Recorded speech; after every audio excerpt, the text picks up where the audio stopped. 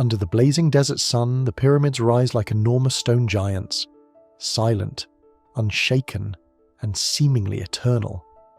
For countless generations, people have looked at them as monuments for kings, as the final resting places of pharaohs, and as shining examples of ancient skill and creativity.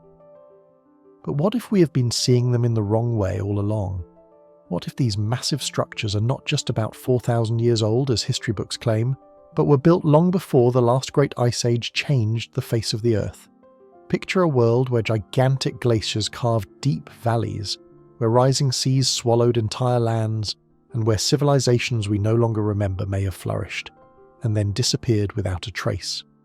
Could the pyramids be the last surviving message from a forgotten world, a world wiped away by the hands of time? Why do their positions seem to match the stars in the sky with a level of accuracy that feels almost impossible? Why do ancient myths, from the land of Palestine to the banks of the Nile, speak of knowledge that was lost in great floods and consuming fire? And what secrets still sleep within their stones, secrets powerful enough to change everything we believe about human history? Before we begin, let us know in the comments below where in the world you're watching from and what time it is there now.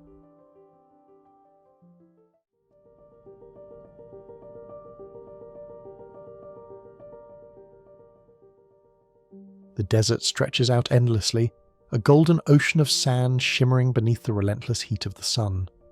The wind shifts its dunes like waves, but in the distance rise monuments that never move, never change, the pyramids. They stand like eternal guardians, vast triangles of stone that have defied time itself. For thousands upon thousands of years, they have filled people with awe, not only because of their size, but because of the mystery they embody. The greatest of them all, the Great Pyramid of Giza, towers above the landscape with such precision that it seems almost beyond human ability. Built from more than 2 million blocks of limestone, some weighing more than 70 tons, it rests upon a base that is nearly a perfect square. Even more astonishing, its sides are aligned with incredible accuracy to the 4 cardinal directions, as if the builders possessed knowledge that should have been impossible for their time. Ancient scholars and modern archaeologists alike tell us that this was the achievement of the Egyptians, engineers, labourers and rulers united by the will of kings. Yet a lingering question refuses to fade. Could human hands, working more than 4,000 years ago, truly have managed this? Archaeologists have offered explanations. They imagine massive ramps of mud, brick and stone stretching for miles, with wooden sledges hauling the giant blocks, the sand slicked with water to ease the drag. They describe vast armies of workers toiling under the blazing desert sky, coordinated with discipline and determination. In this view, the pyramids are not the products of mystery, but monuments to human organisation and willpower. But even with such explanations, doubts remain. How are stones weighing tens of tons lifted into place so flawlessly that the seams between them are nearly invisible? Why do the dimensions of the pyramids seem to encode mathematical truths, such as the value of pi, which even today captivate architects and astronomers? And why does the Great Pyramid alone, unlike so many other Egyptian structures, contain no grand inscriptions boasting of the pharaoh who ordered its construction? It is within these unanswered questions that alternative theories have taken root. Some suggest that the pyramids were not entirely the work of humans, but the result of guidance, or even direct involvement, by beings from beyond our world. This idea, known as the ancient astronaut hypothesis, does not deny human effort, but proposes that humanity may have once been given knowledge, tools, or assistance from advanced visitors whose technology far surpassed our own.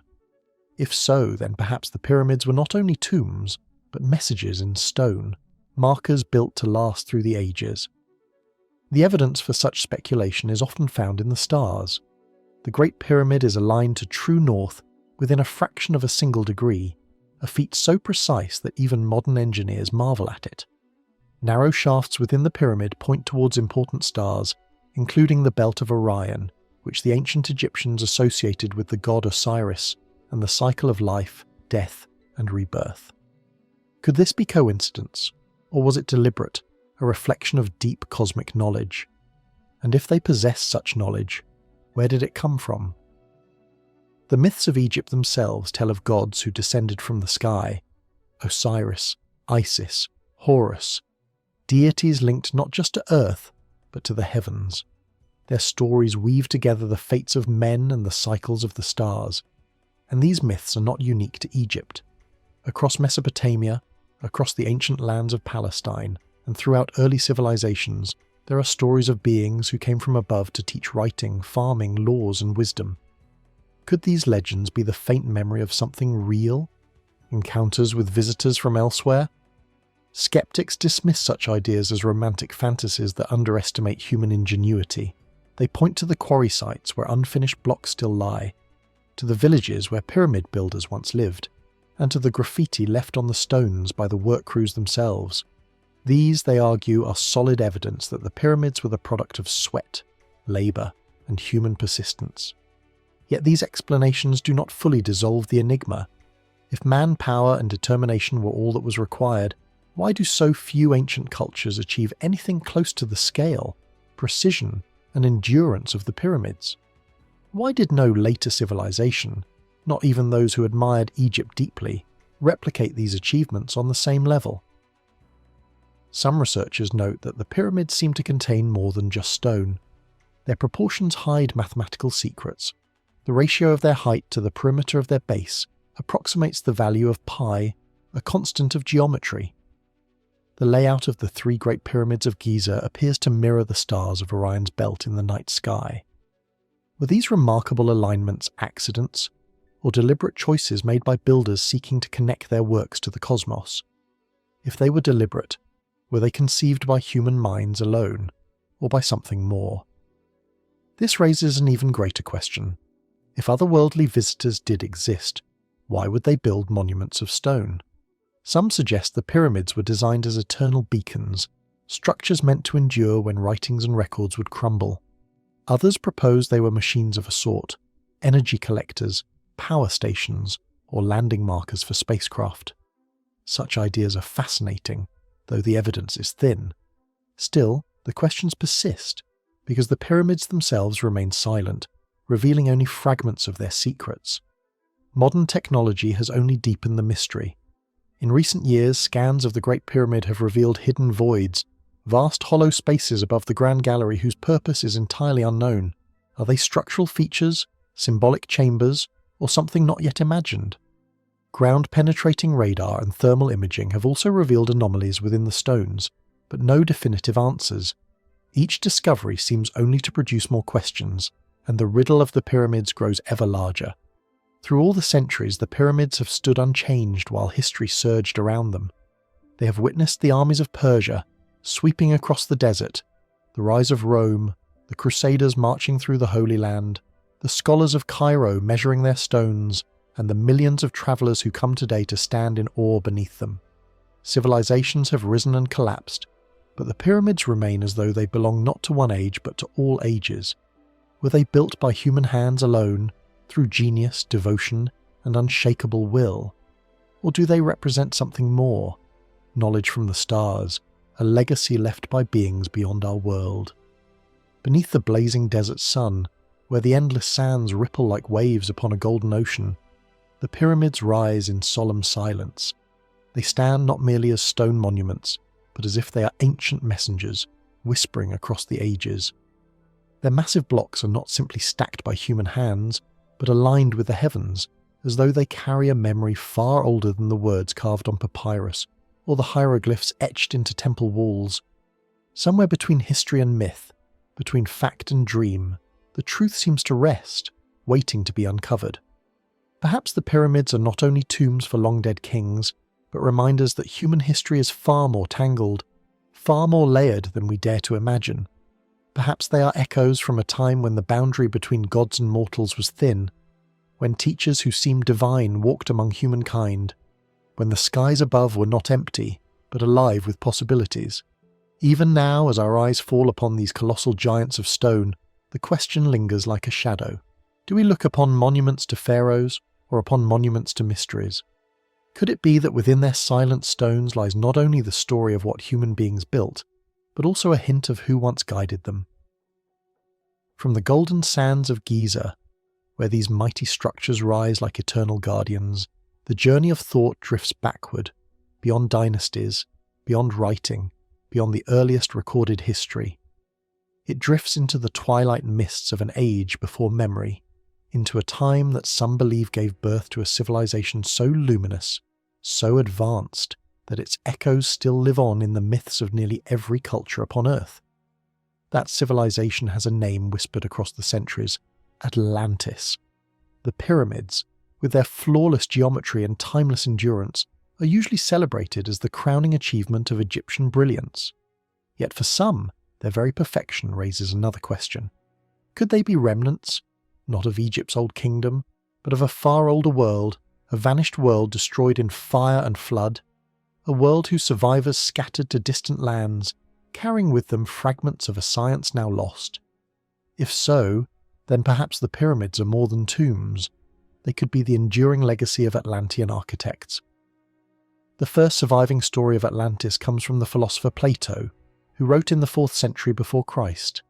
In his dialogues, he described a mighty island empire that lay beyond the Pillars of Hercules, what we now call the Strait of Gibraltar. According to his account, this empire was destroyed in a single terrible night of fire and flood, swallowed by the sea. Many scholars argue that Plato's tale was not history but allegory, a parable about pride and collapse. Yet others have wondered, could his words be the faded memory of real events, stories carried across generations until they were woven into myth? If such a civilization truly existed, and if its people were as advanced as legend claims, where did their knowledge go? Would nothing of it remain? No monuments, no symbols carved into stone, no enduring legacy? Here, the pyramids draw attention once more. Their scale, their sophistication, and their astonishing precision set them apart from nearly all other ancient works. The Great Pyramid alone rises nearly 500 feet into the desert sky. Its base covers some 13 acres, and its construction is so precise that modern engineers still debate how it was achieved. Could survivors of Atlantis, if they once lived, have played a role in its design? Could the memory of a drowned civilization be preserved block by block, etched forever into the desert sands of Egypt? Ancient mythology offers tantalizing hints. In Egypt, gods like Thoth and Osiris were said to have come from afar, bringing with them the arts of writing, mathematics, and civilization itself. In the land of Canaan, stories spoke of giant teachers who had descended in ages long before the flood. In Mesoamerica, the figure of Quetzalcoatl appeared as a mysterious stranger from across the sea, a bearded man who brought wisdom to the people before they raised their own pyramids. Are these merely coincidences, or fragments of a forgotten history?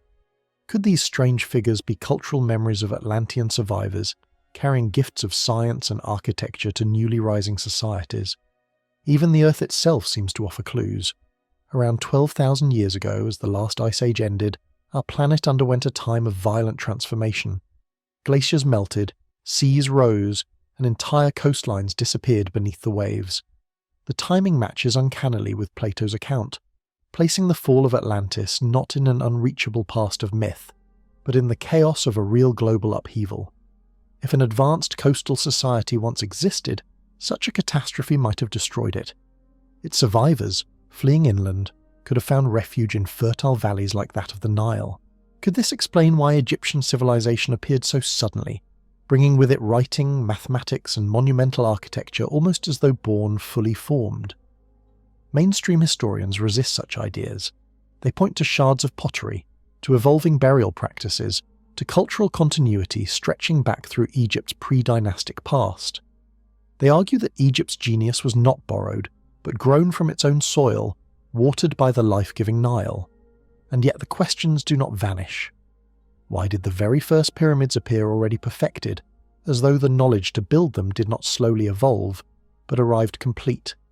Why do so many of their proportions and alignments echo advanced mathematical principles, ratios of pi, alignments with the belt of Orion, that seem to go beyond simple trial and error?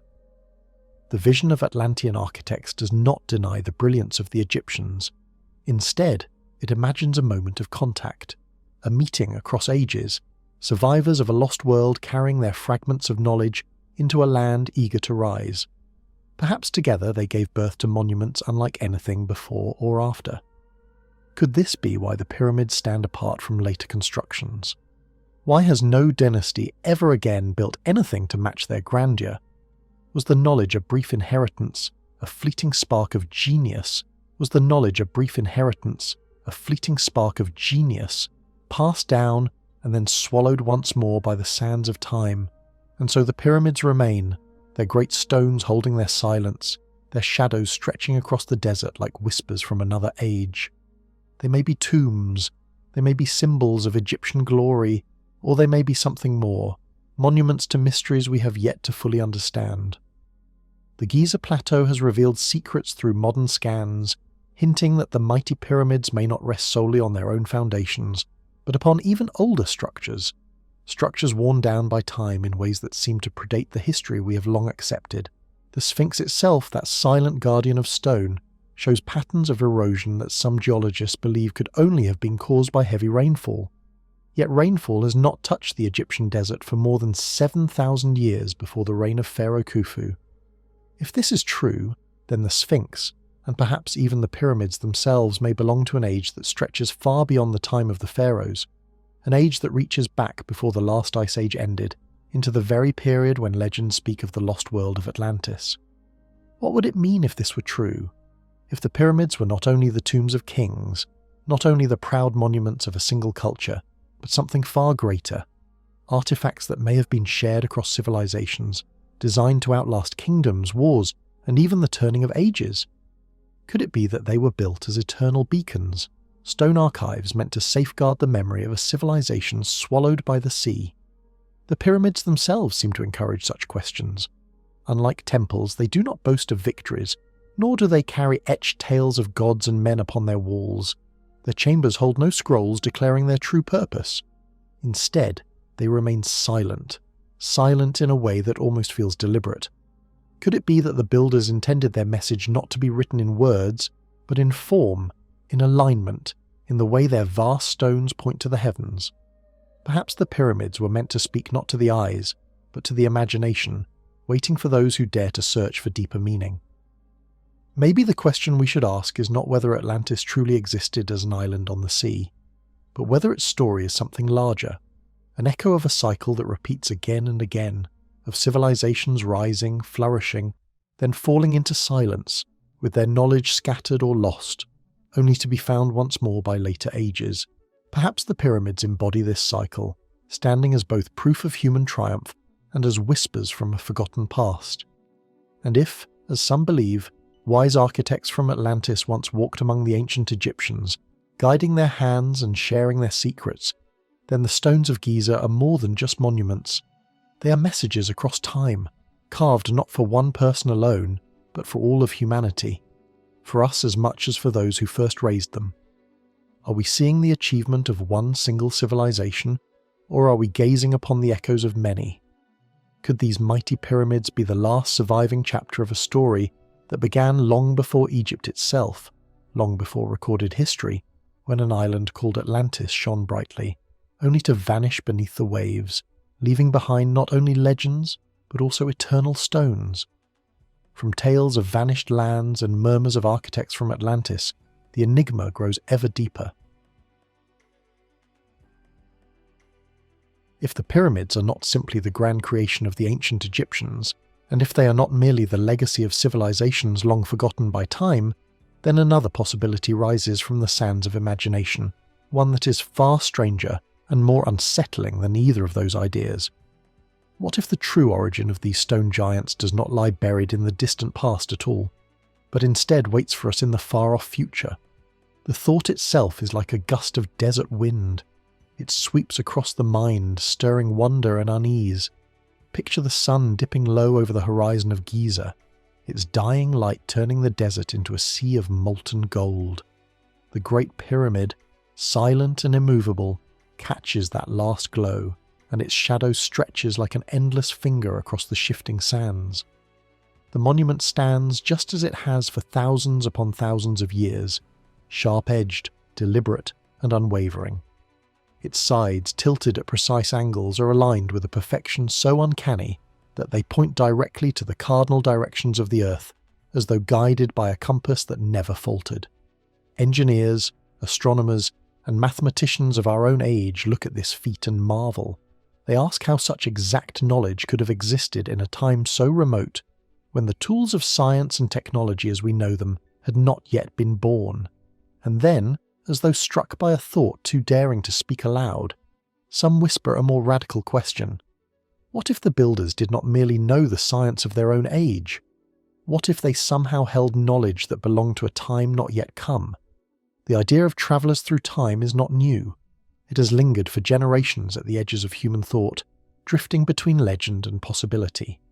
Unlike tales of alien visitors descending from faraway stars or myths of lost continents swallowed by the sea, this theory does not require journeys across galaxies or vanished worlds.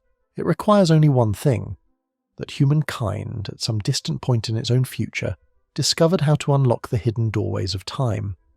If so, then it is not impossible to imagine that men and women from tomorrow stepped into the sands of ancient Egypt, offering their wisdom to shape the pyramids in ways that the people of that age could never have achieved alone. Mainstream historians and archaeologists hold firmly to the facts as they are known.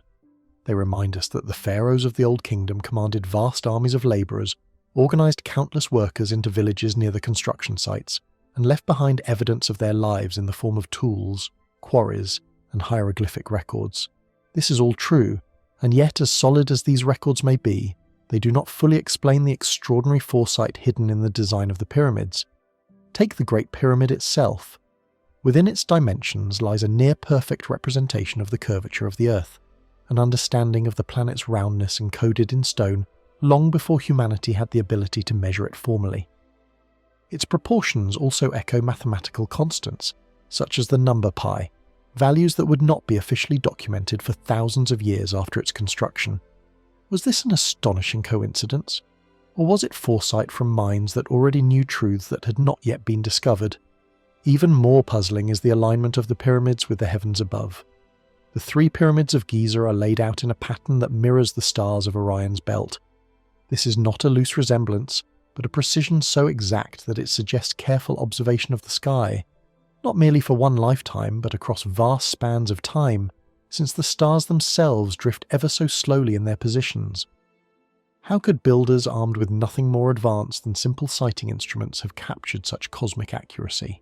Unless, of course, they were guided by someone who already knew where those stars would shine, not only in their own age, but thousands of years into the future. Here is where the idea of time travellers gains its strange power. If the pyramids were shaped not only by human hands but also by human knowledge from the future, then they are not simply monuments of stone. They are messages across time. Each block of limestone, each passage carved into the heart of the pyramid, could be a marker left for those who would come after, a signal meant to endure through centuries until the future itself was ready to read it. Could it be that these colossal structures were meant not just for the dead pharaohs they were said to enshrine, but for us, the people of tomorrow? Could they be riddles carved into stone, awaiting the moment when humanity finally acquires the wisdom to understand? Naturally, skeptics scoff at this notion. They tell us that there is nothing supernatural here, nothing that cannot be explained by human determination and ingenuity.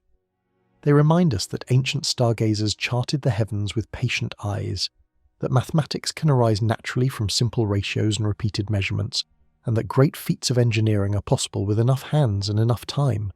And yet, even these skeptics admit something quietly. The pyramids are daunting. The theories of ramps, rollers and sledges can explain how stone blocks were moved, but they do not entirely explain how those stones were placed with such startling accuracy. They do not explain why certain hidden chambers exist, nor how mathematical secrets appear to have been inscribed within the design. Imagine, for a moment, a traveller stepping out of the mists of centuries yet to come. Perhaps they are scientists or explorers. Perhaps they are a historian who has come not to observe but to guide. Such a person would hold knowledge unimaginable to the people of ancient Egypt. To those who lived then, this figure might seem like a god, a being descended from the heavens to share miraculous wisdom. Could this be why ancient myths speak of Osiris descending from the sky, or of divine beings who gave order to the land of the Nile? Could these myths be the faint echoes of real encounters, not with aliens from other worlds, but with travellers from our own yet unseen future? Perhaps the gods of old were not gods at all, but time travelers mistaken for deities, leaving behind no machines, no weapons, no books, but their monuments of stone. The mystery deepens further still when we consider the secrets the pyramids still hold. In recent years, modern scanning technology has revealed vast hidden voids inside the Great Pyramid, chambers sealed for thousands of years, their purpose unknown. Are these empty spaces simply structural, meant to relieve pressure from the massive stones? Or do they serve a far deeper purpose?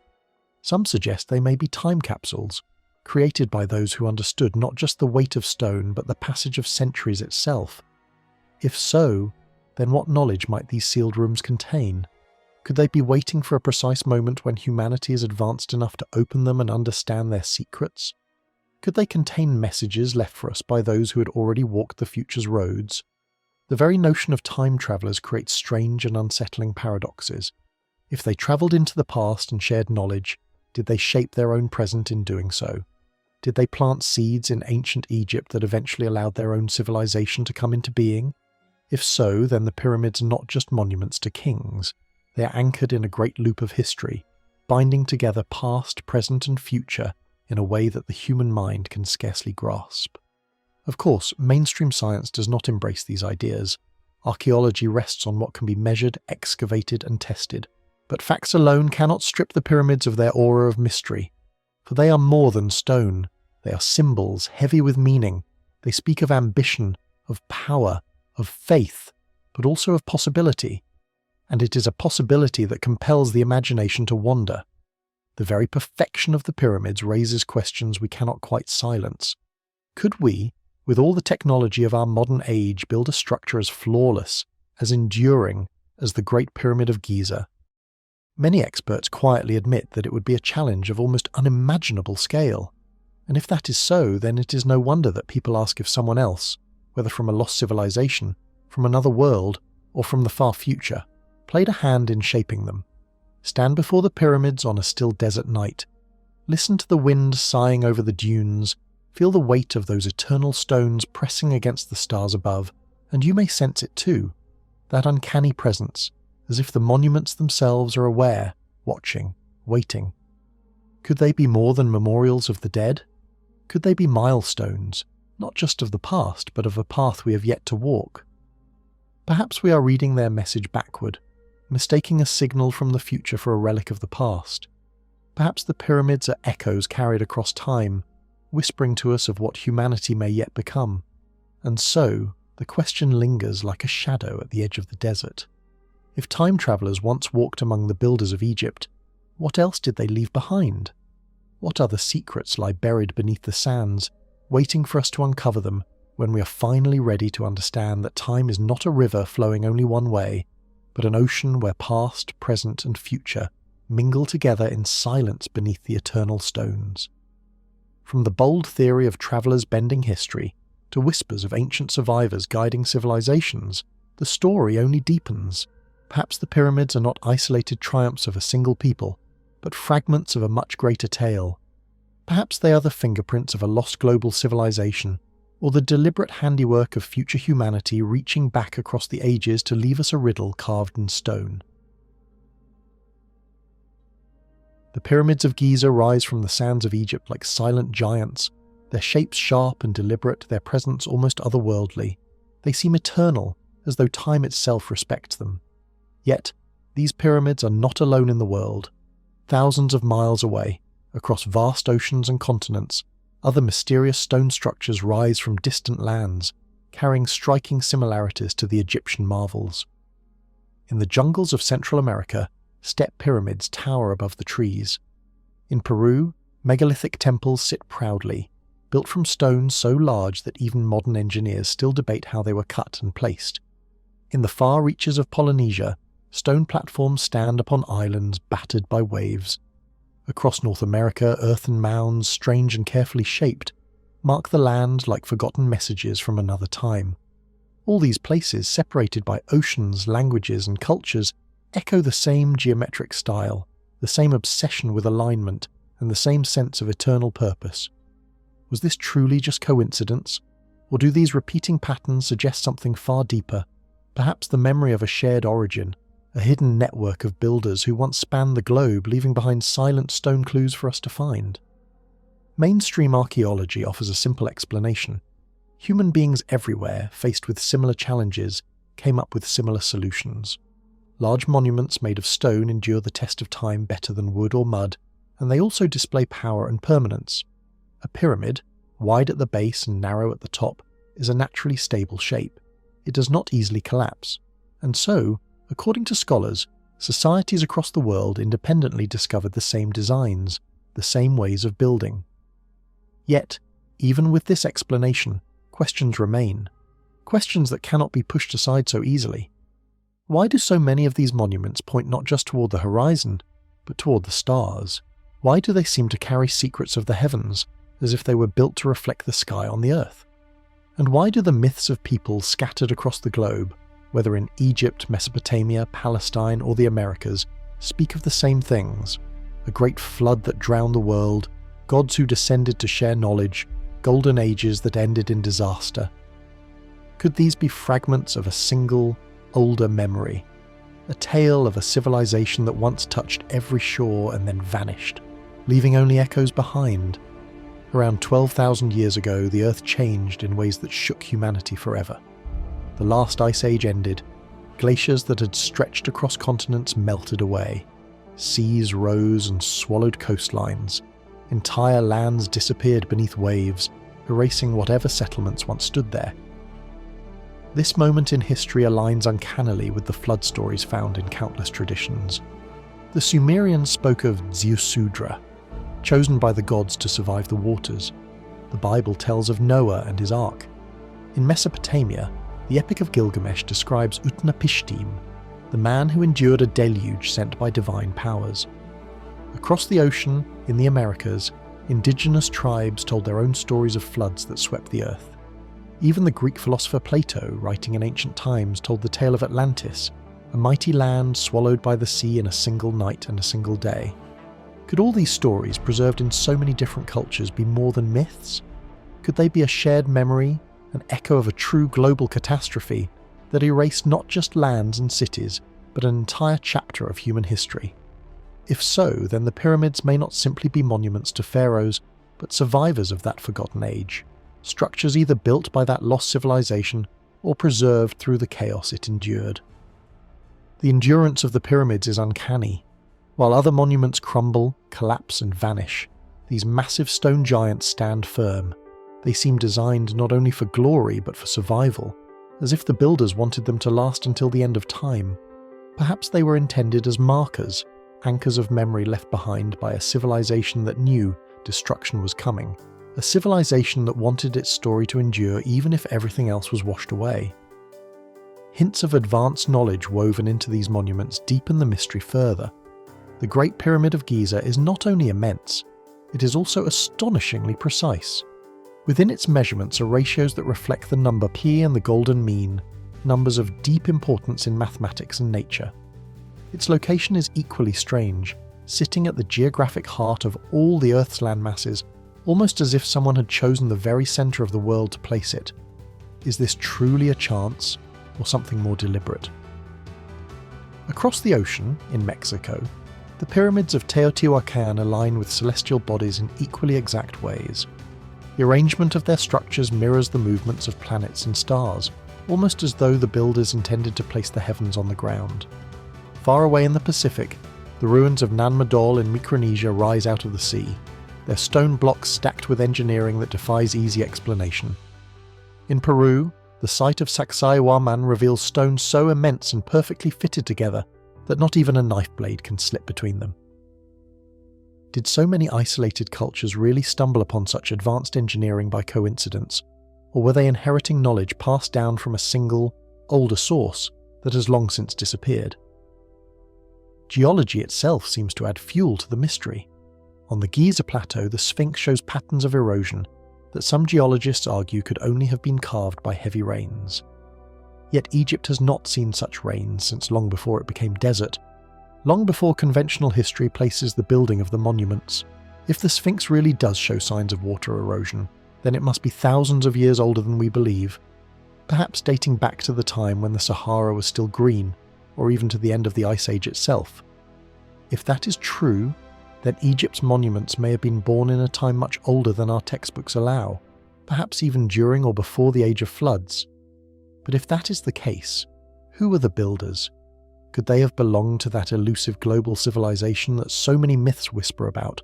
A people whose cities were erased by rising seas, whose memory was scattered among the survivors, and whose greatest works remain only in stone. Mainstream historians urge caution.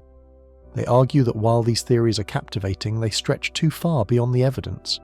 Human history, they say, shows continuous settlement, gradual cultural growth, and clear connections between monuments and the societies that built them. The pyramids, in their view, are Egyptian, shaped by the pharaohs, their religion, and their ambitions. There is no need, they claim, to invent a lost global civilization. Yet the questions will not go away. Why did so many civilizations appear so suddenly, already armed with knowledge of astronomy, mathematics, and agriculture? Why do so many myths, preserved in lands separated by oceans for millennia, tell the same tale of a golden age, a great flood, and wise teachers who came from afar? Some researchers suggest a compromise. Perhaps this forgotten civilization was not truly global in the way we think of modern civilization, but rather a chain of connected coastal cultures linked by seafaring. The seas, rather than separating people, may have bound them together. If that was the case, then when the seas rose at the end of the Ice Age, their ports and cities vanished beneath the waves, leaving only the inland monuments as proof they once existed. These surviving structures, pyramids, temples, megaliths, could be the scattered bones of a vast network now hidden beneath oceans. Modern technology is beginning to uncover what the sea and the sands have hidden. Satellites, scanning from the skies, reveal lost structures buried beneath jungles or deserts. Sonar surveys beneath the ocean waves show outlines of what might be ancient ruins along submerged continental shelves. Off the coast of Japan, the Yonaguni Monument lies underwater, its terraces and steps sparking fierce debate.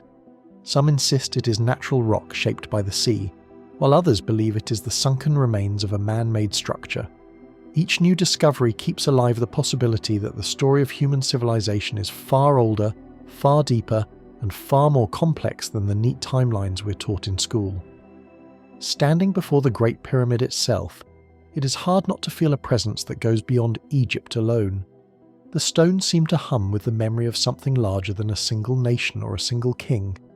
They feel like monuments not just of Egypt, but of humanity itself, our ambitions, our dreams, our survival. Could it be that these pyramids are not isolated wonders, but pieces of a larger puzzle? Keystones left behind to endure until the day their true meaning could be uncovered? If that is the case, then we must ask what purpose such a global civilization might have served.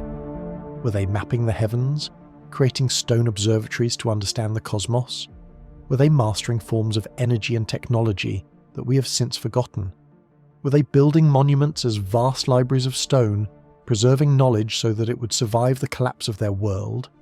And if such a civilization once fell, drowned in the floods of a changing earth, what lessons does its story hold for us in our own fragile age? The pyramids endure. They stand silent and immovable against the march of time, but their silence is not empty. It is a silence that speaks, a silence that beckons us to look deeper. It urges us to connect the fragments scattered across continents, to see not separate cultures, but echoes of a single story. Perhaps beneath the sands, beneath the seas, and beneath the stones lies the memory of a world that once was, a world that built, that thrived, that fell, and that still lingers in the myths of every person on Earth. And so the question remains, a question as vast as the pyramids themselves. Are they merely monuments of kings, tombs for ambitious pharaohs? Or are they monuments of humanity itself, reminders of a civilization erased yet not entirely forgotten? Could it be that we walk today among the shadows of a story written long before Egypt, a story whose final chapters still wait to be uncovered? The pyramids stand, patient and eternal, their stones holding secrets that whisper to all who listen. Perhaps, in their shadow, we're not only looking at Egypt's past, but at humanity's deepest memory, an ancient story of greatness, loss, and survival, written in stone so that it would never be completely lost to time. From the quiet whispers of a forgotten civilization that might have stretched across the globe, our thoughts are drawn now toward another possibility, one rooted not only in archaeology, but also in the words of Scripture, in the myths passed down from generation to generation, and in the enduring strength of faith that has shaped human destiny. The pyramids that rise from the hot sands of Egypt, those colossal shapes that pierce the horizon, have for thousands of years stood at the meeting point of history and belief. They are more than monuments of stone. They are symbols, mysteries, and questions carved into eternity. Could it be that their origins are linked not merely to the pharaohs who ruled Egypt and to the dynasties that built their kingdoms along the Nile, but also to the biblical world, a world of patriarchs, prophets, and inspired builders whose stories echo across thousands of years? The Great Pyramid of Giza, standing like a mountain shaped by human hands, has long dominated the desert landscape. According to mainstream Egyptology, this mighty structure was built by Pharaoh Khufu around the year 2500 before Christ. It is said to have been raised by vast teams of workers over decades, its millions of limestone blocks set with astonishing precision. And yet, when we turn to the Bible, that great collection of sacred writings that has shaped much of human thought, there is not a single direct mention of the pyramids. Egypt is mentioned again and again, but the pyramids themselves remain unspoken, silent as they are in the desert. Still, Egypt plays a central role in the biblical story. It is into Egypt that Abraham journeys when famine strikes the land of Canaan. It is in Egypt that Joseph, the son of Jacob, rises from being a prisoner to becoming second only to Pharaoh himself, guiding the land through years of abundance and years of famine. It is Egypt that enslaves the children of Israel until Moses, through signs and wonders, leads them out into the wilderness in search of the promised land. The Nile flows through the scriptures not merely as a river, but as a thread that ties faith, destiny, and survival together. Egypt becomes not just a place on the map, but a stage where the most profound struggles between man and God, between power and faith, are acted out. And yet, the absence of any clear biblical mention of the pyramids is itself a mystery. By the time of Moses, were these giant structures already ancient? Were they already thousands of years old, their builders long forgotten even then? Could they have been connected in some way to the biblical figures whose stories we know so well? Such questions linger and invite speculation. Some traditions have suggested that Joseph, famed not only for his dreams but for his great wisdom, may have been involved in construction works of immense scale during his time as Pharaoh's trusted steward. It was Joseph, after all, who foresaw the 7 years of abundance and the 7 years of famine. Could it be that he directed the building of vast granaries, warehouses, or even monumental structures as part of this preparation? Some have imagined that the pyramids, or at least buildings resembling them, might have been used as places to store grain, places to preserve food for the coming scarcity. Though mainstream historians and archaeologists reject this theory, pointing out that the interior of the pyramids does not fit such a purpose, the idea continues to hold power in the human imagination. It is easy to picture Joseph, with the wisdom granted to him by God, overseeing vast works to safeguard Egypt during those terrible years when hunger spread across the lands. But the connection between the pyramids and the Bible does not end there. If we look even earlier, some traditions connect the pyramids with the descendants of Noah after the Great Flood, an event described in the Book of Genesis and echoed in Mesopotamian tales like the Epic of Gilgamesh, as well as in countless flood legends around the world. Humanity is said to have spread out once more across the earth.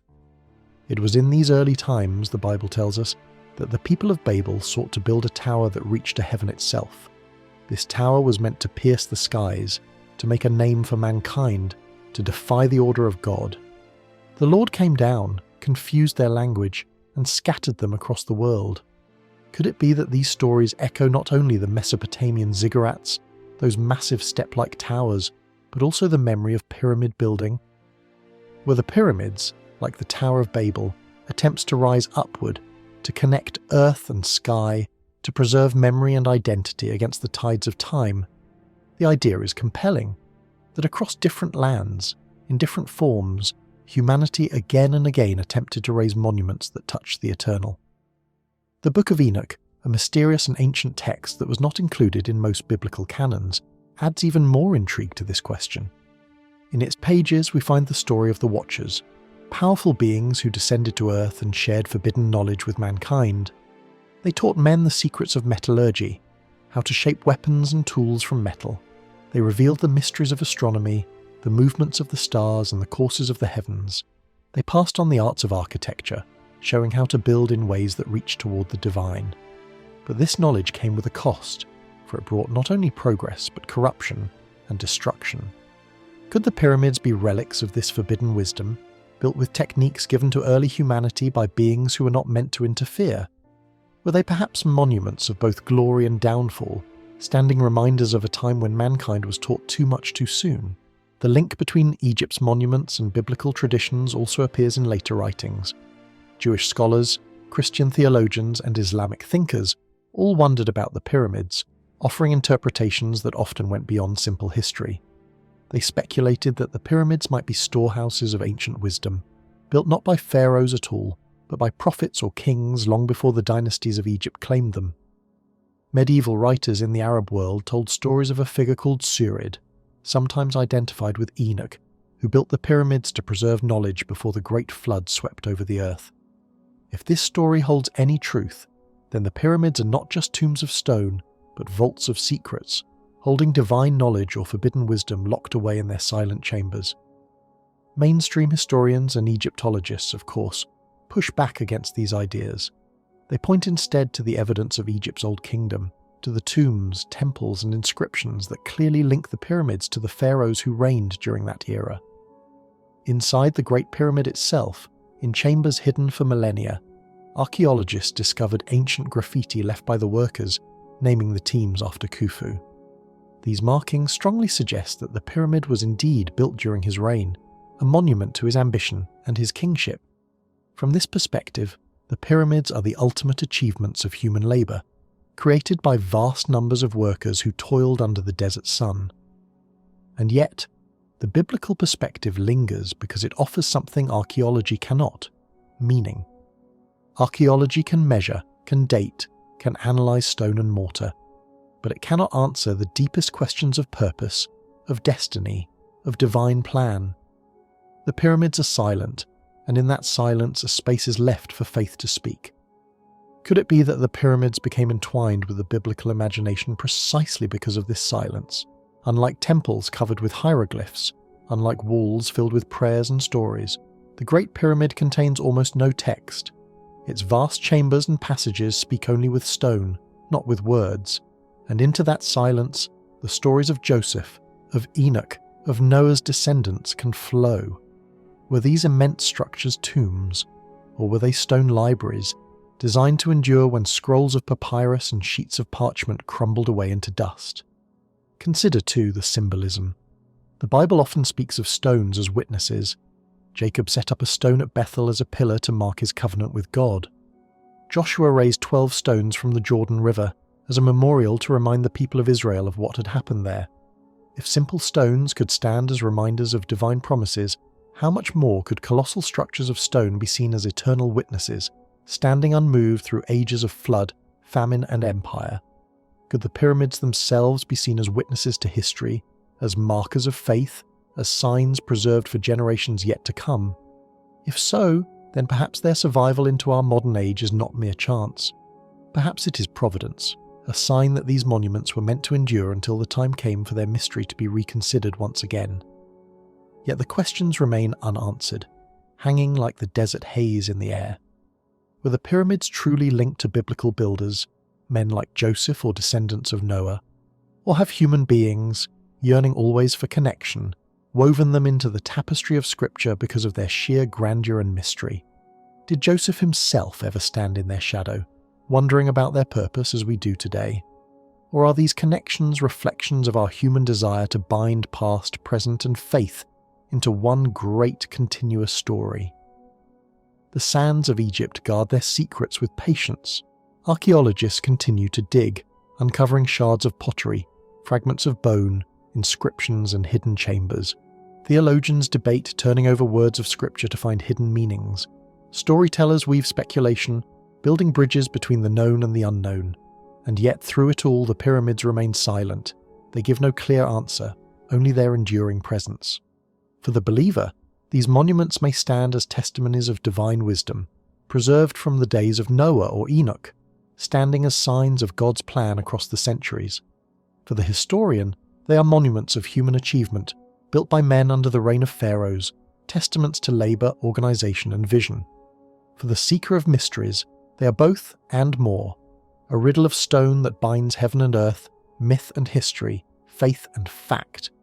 And so, as we stand before their towering forms today, staring up at their sharp edges cutting into the bright desert sky, we're compelled to ask, were these pyramids shaped only by human ambition, or were they guided in some way by divine instruction, by faith, by prophecy? Could it be that within their stones is hidden not only the story of Egypt, but also chapters of the Bible itself, chapters never written in ink, but preserved in the silence of stone? Beneath the blazing sun of Egypt, where the desert stretches in endless golden waves, the pyramids rise from the sands like guardians that have stood for eternity. Their sharp lines cut into the horizon as though they were not carved by human hands at all, but by some power far greater, some force beyond imagination. They stand with a dignity that refuses to fade, even after thousands upon thousands of years, their massive bulk defying both time and reason. Each block that makes up these mighty structures is a mountain in itself, hewn from limestone and granite. Many of these stones weigh several tons, some reaching as much as 70 tons, a weight so enormous that even in our modern age with cranes, machines and advanced technology, the task of moving and setting them would still be daunting. And yet somehow, over 4,000 years ago, people armed only with copper chisels, ropes, wooden sledges, and their own muscle power accomplished what still feels nearly impossible. Every stone rests in perfect place with mathematical precision, some fitted so tightly that not even the thin edge of a razor can slip between them. They're aligned with the stars, arranged as though guided by principles that the modern world has lost. The sheer magnitude of their construction leaves even the most rational of minds uneasy. We know what tools the ancient Egyptians had, but when we compare those simple implements with the enormity of the task, doubt creeps in. How could a society without steel, without iron, without machines, manage to drag massive stones across miles of uneven desert terrain and then lift them to incredible heights? Even imagining thousands of workers, even imagining decades of toil, the logistics strain belief. It feels as if we are missing a vital piece of the puzzle. And within that silence of uncertainty, another idea slowly emerges. It is a thought so strange, so unsettling, so far-reaching that it challenges the very foundations of our understanding of history. What if those ancient builders were not relying only on ropes, ramps, and manpower? What if they had mastered something far more extraordinary? Something that brushes the edges of myth and science fiction alike? What if they had discovered a way to bend, or even defy, the force of gravity itself? Archaeologists, engineers, and historians have debated the methods for centuries. They have drawn diagrams of long ramps stretching for miles, imagined sledges dragged over lubricated sand, and envisioned elaborate systems of levers and counterweights. These explanations find their way into textbooks, museums, and documentaries. Yet, for all their reasonableness, they are not fully satisfied. To move a 70-ton block of granite from a quarry many miles away and raise it dozens of feet into the air with nothing but ropes and wood seems like a tale stretched to its breaking point. Some researchers whisper of another possibility, one that reaches beyond brute force.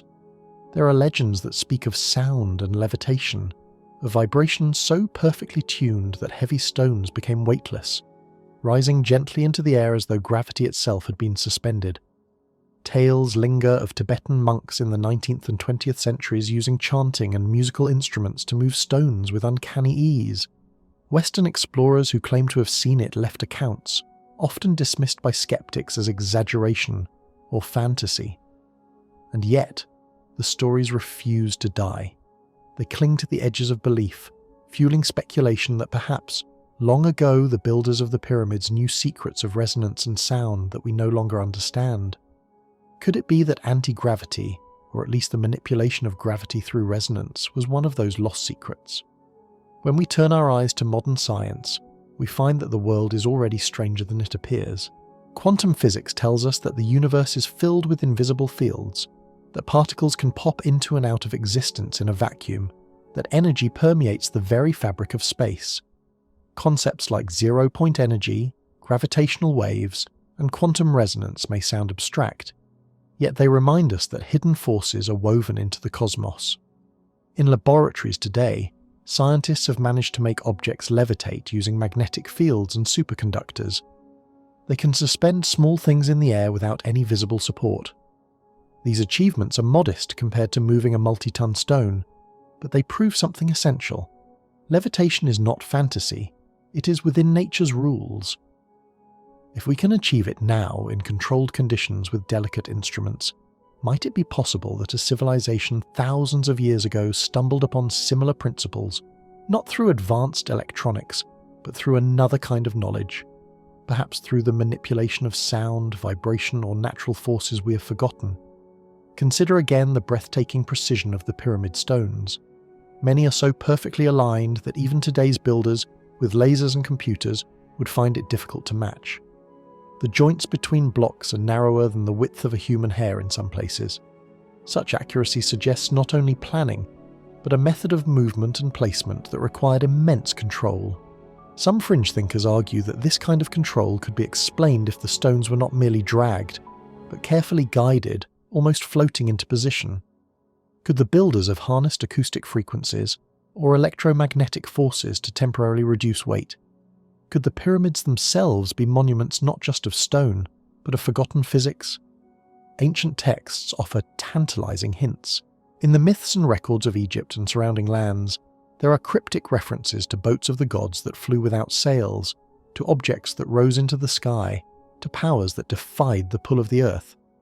Mainstream scholars interpret these as symbolic poetry, as metaphors for spiritual truths, but others dare to wonder if they might be veiled memories of real technologies, tools so advanced that later generations could only describe them in the language of myth.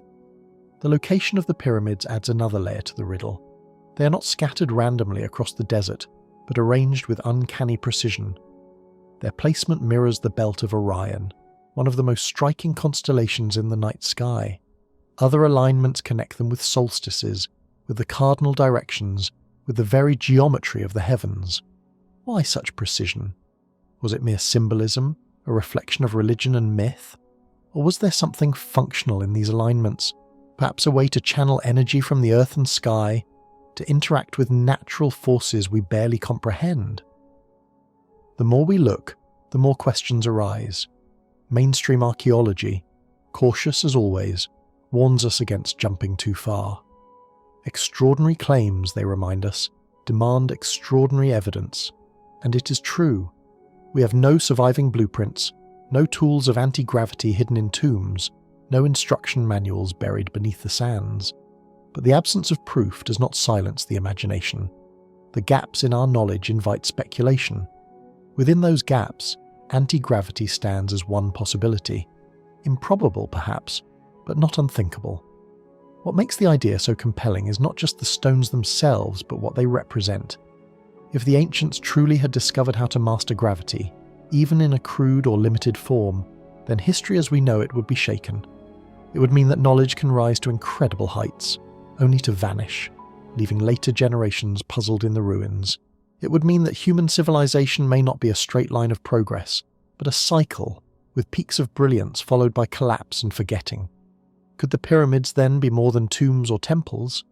Could they be relics of a technological legacy erased by catastrophe, by time, by the turning of ages? Could they be the last whispers of a science that once flourished, only to sink into silence? We do not know. That is the truth at the heart of it. We can measure the stones, calculate their weight, trace their alignment with stars, and map their hidden chambers with modern scanners. But the how, the true mechanism of their construction, remains elusive. Perhaps ramps and manpower were enough, as most scholars insist. Or perhaps, hidden in the forgotten chapters of human history, there existed a science we have not yet rediscovered. To stand at the foot of the Great Pyramid of Giza is to feel this mystery in one's bones. Its sheer immensity defies comprehension. The stone rises before you like a mountain built by hands that understand something we do not. Looking up at its massive slopes, it is hard not to feel that its creation transcends the ordinary, that something greater may have been at work. Were its builders simply master engineers of their age, capable of feats we underestimate? Or were they custodians of knowledge now lost, guardians of forces that lie beyond our present grasp? Could the secret of anti-gravity, or something very much like it, be one of the countless truths still hidden beneath the sands of Giza? The desert wind blows endlessly across the plateau, whispering around the great stones, carrying grains of sand like the passing of ages. It offers no answers. The pyramids themselves remain silent, their voices locked in the weight of stone. And so we're left with questions. Questions that echo across time. Questions that refuse to die. Questions that invite us to wonder what other mysteries the pyramids still guard in their silent ancient watch. From the shadowed halls of the pyramids, where silence feels heavier than stone, and where echoes seem like whispers from forgotten ages, our minds are drawn toward another mystery. This mystery is not carved into the limestone blocks or etched into hieroglyphs, but carried instead upon waves that no eye can see and no hand can touch. These waves are invisible, yet they are powerful enough to shake the air, stir the soul, and perhaps, as some suggest, move mountains of stone. They are the waves of sound. The ancient Egyptians are remembered as builders of marvels, as masters of engineering, geometry, and astronomy. They left behind monuments that defy time itself, structures so perfect in their design and so precise in their measurements that even with the knowledge and machines of today, we still struggle to explain them fully. Yet among all these accomplishments, a question lingers like an echo that refuses to fade. Could it be that they also possessed knowledge of sound that goes far beyond what we assume? Could it be that they understood vibrations, tones, and harmonies in ways that modern science is only beginning to rediscover? Picture yourself standing before the Great Pyramid of Giza. Its sharp lines rise against the desert sky like frozen waves of stone, reaching higher than any human-made building on Earth would rise again for thousands of years. Each block that forms its immense body is not a small brick, but a massive stone weighing several tons. Some weigh even more than 70 tons, their bulk so heavy that it is difficult to imagine them being moved at all without cranes, pulleys, or engines. And yet these stones were cut, shaped, transported, lifted, and set into place with astonishing precision thousands of years ago.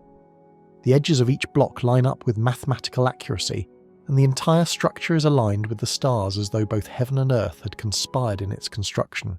Conventional explanations tell us of long ramps, wooden sledges, ropes, and the muscle power of tens of thousands of labourers. These answers have satisfied many scholars, but for others, the questions remain. How were these immense stones raised so high without cranes? How were they transported across desert sands without leaving behind clear traces of such colossal ramps? And most of all, how could a society with tools made mostly of copper and bronze achieve a feat that would test even modern machines? It is here that another possibility enters the realm of thought, one that may sound strange at first, but which grows more intriguing the longer it is considered. What if sound itself, the invisible force of vibration, played a role in lifting and moving the stones? To most of us, sound is simply something we hear: voices, music, the rustling of wind. But sound is more than a fleeting noise. Sound is energy. It is a vibration moving through air, water, or solid matter. And energy, when harnessed, can change the physical world in astonishing ways. Modern science has begun to uncover strange and beautiful truths about sound. In laboratories, researchers studying the science of cymatics have placed grains of sand, drops of liquid, or fine powders upon vibrating plates and discovered that these materials arrange themselves into perfect geometric patterns. Triangles, hexagons, stars, and circles appear as though drawn by an invisible hand, each design formed by the invisible push and pull of sound waves. At certain frequencies, the patterns shift and change, but they remain precise, ordered, and deeply symmetrical. When one looks closely at these shapes, they seem eerily familiar, echoing the patterns found in ancient temples, in sacred art, and even in the carvings along the walls of Egypt itself. Could these patterns have been more than decoration? Could they be echoes of an ancient science of sound that has long been forgotten? Egyptian texts and legends themselves seem to hint at something of this kind. Stories tell of priests chanting in low, powerful voices during ceremonies, their tones rising and falling together within the stone chambers of temples. Some tales even claim that objects trembled, shifted, or even rose from the ground as hymns were sung. Modern readers often dismiss such accounts as exaggerations, myths, or poetic imagery. Yet one cannot help but wonder, were these tales purely symbolic, or were they faint memories of a real technique, one that blurred the line between ritual and technology? The very architecture of Egypt seems to speak of a hidden relationship with sound. Step into the king's chamber within the Great Pyramid, and something unusual happens. Visitors who sing even a single note inside that chamber often hear the sound transform. The granite walls catch the note and seem to hold it, amplifying it, stretching it into a deep resonance that vibrates through the body as much as through the ears. Engineers who have studied the chamber have discovered that it resonates at very specific frequencies, almost as though the chamber was deliberately tuned like a musical instrument. Was this mere coincidence? Or was it a purposeful design, a kind of ancient acoustic engineering? The ancient Egyptians understood harmony, rhythm, and proportion, not only in music, but in all things. To them, music was not mere entertainment. It was a force that mirrored the order of the cosmos, a language that bridged the gap between human beings and the divine. In temples across Egypt, vaulted ceilings, narrow passageways, and carefully shaped corridors produce striking acoustic effects. A single chant can echo like thunder. A soft whisper can carry across long halls as if guided by invisible hands. These soundscapes could have inspired awe, altered states of mind, or deep spiritual experience. But what if such architectural mastery had another purpose beyond the sacred? What if sound was not only a tool of worship, but also a tool of building? Some speculative theories suggest that the ancients may have used vibration to move massive stones. Imagine groups of priests or workers chanting in unison, drums and horns adding their tones until the air itself trembles.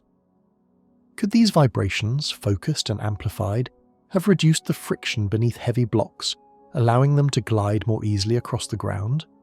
Could sound waves, magnified within resonance chambers, have been strong enough to counter part of gravity's pull, not to make stones float like feathers, but to make them lighter, easier to lift, easier to shift into place? Though this may sound like fantasy, it is curious that legends from many lands tell similar stories. In Tibet, ancient oral traditions describe monks who chanted and struck drums together to move huge stones up steep mountainsides. In the land of Palestine, scriptures speak of walls collapsing before the sound of trumpets. Even in medieval Europe, strange rumours circulated about cathedral builders who could make stones rise by singing. Are these scattered tales simply coincidences, or are they fragments of a shared and forgotten science of sound that once spanned the world? Mainstream archaeologists urge caution with such ideas. They remind us that no direct evidence has ever been found to prove sound-based construction methods in Egypt. The explanation of ramps, sledges, and manpower, though challenging, remains more practical in their eyes. Yet the absence of proof does not erase the mystery. The pyramids remain, and their secrets remain locked within them, and so the idea lingers, like an unanswered question, that sound may once have played a role. In modern laboratories, scientists have indeed shown that sound can move matter. Using powerful ultrasonic waves, they can suspend tiny objects, droplets of water, grains of dust, bits of light materials like styrofoam, in mid-air. These demonstrations prove that sound has weight, not metaphorically but literally, that it can exert pressure strong enough to counteract gravity in small ways. The technology is not yet capable of lifting 70-ton blocks of granite, but it demonstrates the principle: sound is a force, not just a sensation.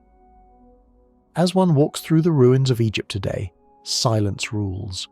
The great stones sit unmoving, their surfaces worn by sand and wind, their voices seemingly lost to time. Yet perhaps, in ages past, these stones did not rest in silence. Perhaps they trembled with chants, resonated with instruments now long vanished, or shifted to the rhythm of vibrations? Did the builders of the pyramids possess a knowledge of sound that we can scarcely imagine, a hidden understanding that modern science is only now beginning to uncover? Or is our fascination with the unseen leading us to weave illusions into the gaps of history? What is undeniable is the power of sound that still lingers in these spaces. In the temples of Luxor, a whisper can travel through stone passageways as though carried by unseen hands. Inside the pyramids, a single clap reverberates endlessly, bouncing back with a force that feels almost alive. Such effects may not be accidents.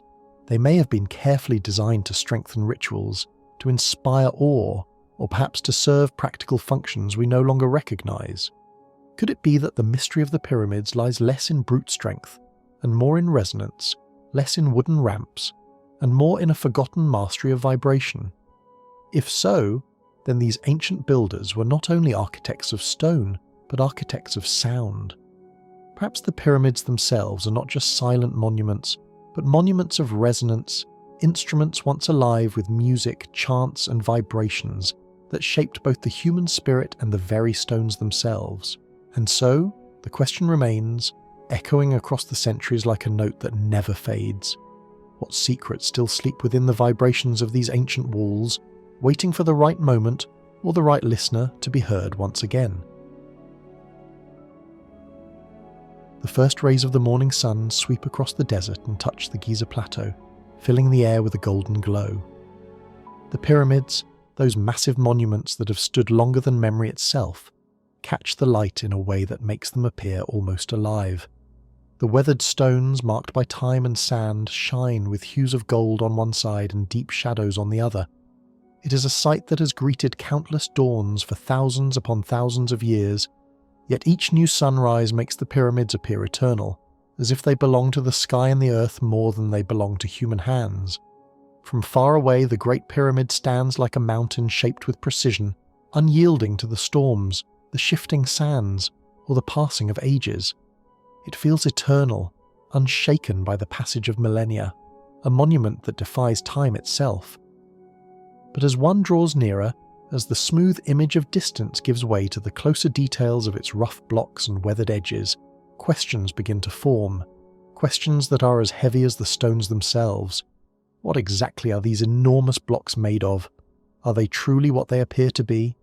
To the eye, the blocks seem to be limestone cut from quarries, hauled across the land and carefully set into place with unimaginable effort and determination. This has long been the story we have been told, and it carries with it its own grandeur. Armies of workers dragging massive stones on sledges, ropes straining under the desert sun, ramps climbing higher and higher as the pyramid grows. Yet, for some researchers, there might be another story hidden in the very heart of the stones. A story not of endless hauling and back-breaking labour alone, but of invention, chemistry, and a forgotten mastery that sounds almost impossible for such an ancient time. This idea is known as the concrete theory. According to this theory, the pyramids were not entirely made of blocks cut and carried from quarries. Instead, at least some of the blocks may have been formed from a type of very early concrete, something that modern researchers would call a geopolymer. The thought is both simple and staggering. What if the ancient Egyptians knew how to reconstitute crushed limestone and mix it with natural binding agents, then pour it into moulds made of wood, where the mixture would harden in the fierce Egyptian sun into blocks as solid and strong as natural stone? At first, such an idea feels out of place, almost absurd. How could a civilization that lived thousands of years ago have discovered a form of chemistry that resembles what humanity only managed to rediscover in recent centuries? It seems anachronistic, a leap too far, yet the deeper one looks into the details, the more intriguing the thought becomes. Limestone, which is the primary building material of the pyramids, is not a uniform stone. It is not like marble, smooth and consistent. Instead, limestone is often made up of countless tiny fragments of seashells and the remains of ancient marine life that once lived in oceans millions upon millions of years ago. These shells and organisms, compressed by time, became the rock that now lies beneath the desert. But this rock, when crushed into powder and mixed with certain natural substances, can act as a binder, much like cement. If mixed with clays, natron, or lime, and combined with water, it could form a slurry that sets into a durable material. Supporters of the concrete theory point to microscopic studies done on pyramid blocks. When scientists looked closely at thin slices of these stones under powerful microscopes, they noticed irregularities in the structure.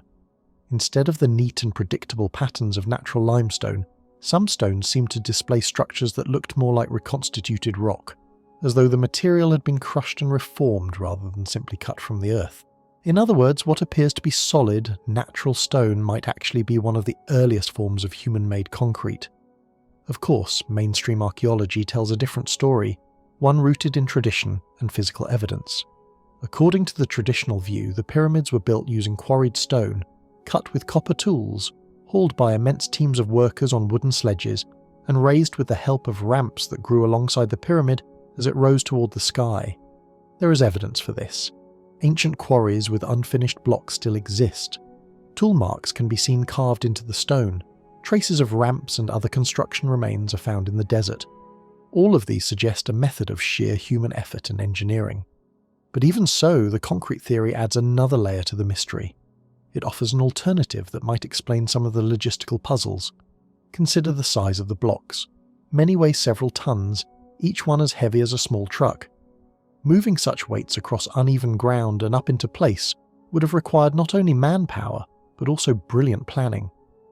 How could tens of thousands of workers, no matter how determined, have managed such an overwhelming task? And what of the higher courses, where the blocks are stacked dozens of meters above the ground? To imagine ramps stretching so far and workers hauling blocks up steep inclines under the desert sun is staggering. But if, instead, the builders could pour a slurry of crushed limestone mixed with natural chemicals into molds placed exactly where the block was needed, the problem of transportation disappears. The challenge changes from one of brute force to one of knowledge, from the physics of hauling to the chemistry of making stone. Which vision is more difficult to picture?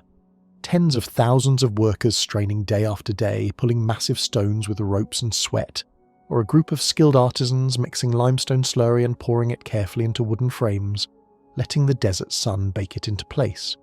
Both images are extraordinary, both stretch the imagination, and perhaps both are true.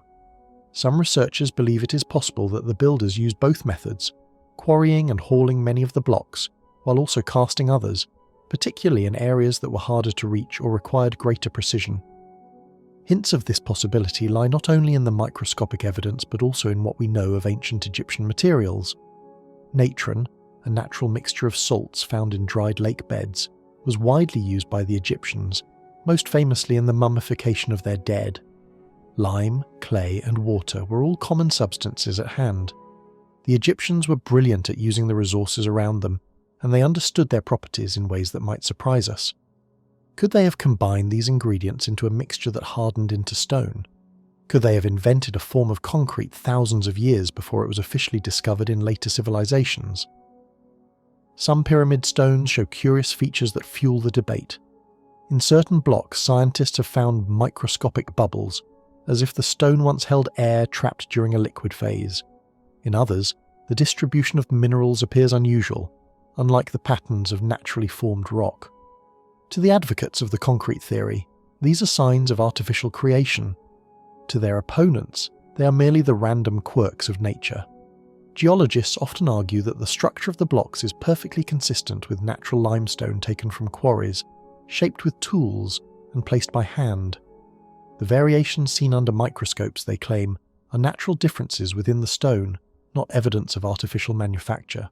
To them, the theory is unnecessary, a distraction from the real marvel, that human labour, ingenuity and persistence achieved the impossible with simple means. Yet the mystery lingers. The pyramid stones fit together with such extraordinary precision that in many places not even a blade of grass can be slipped between them.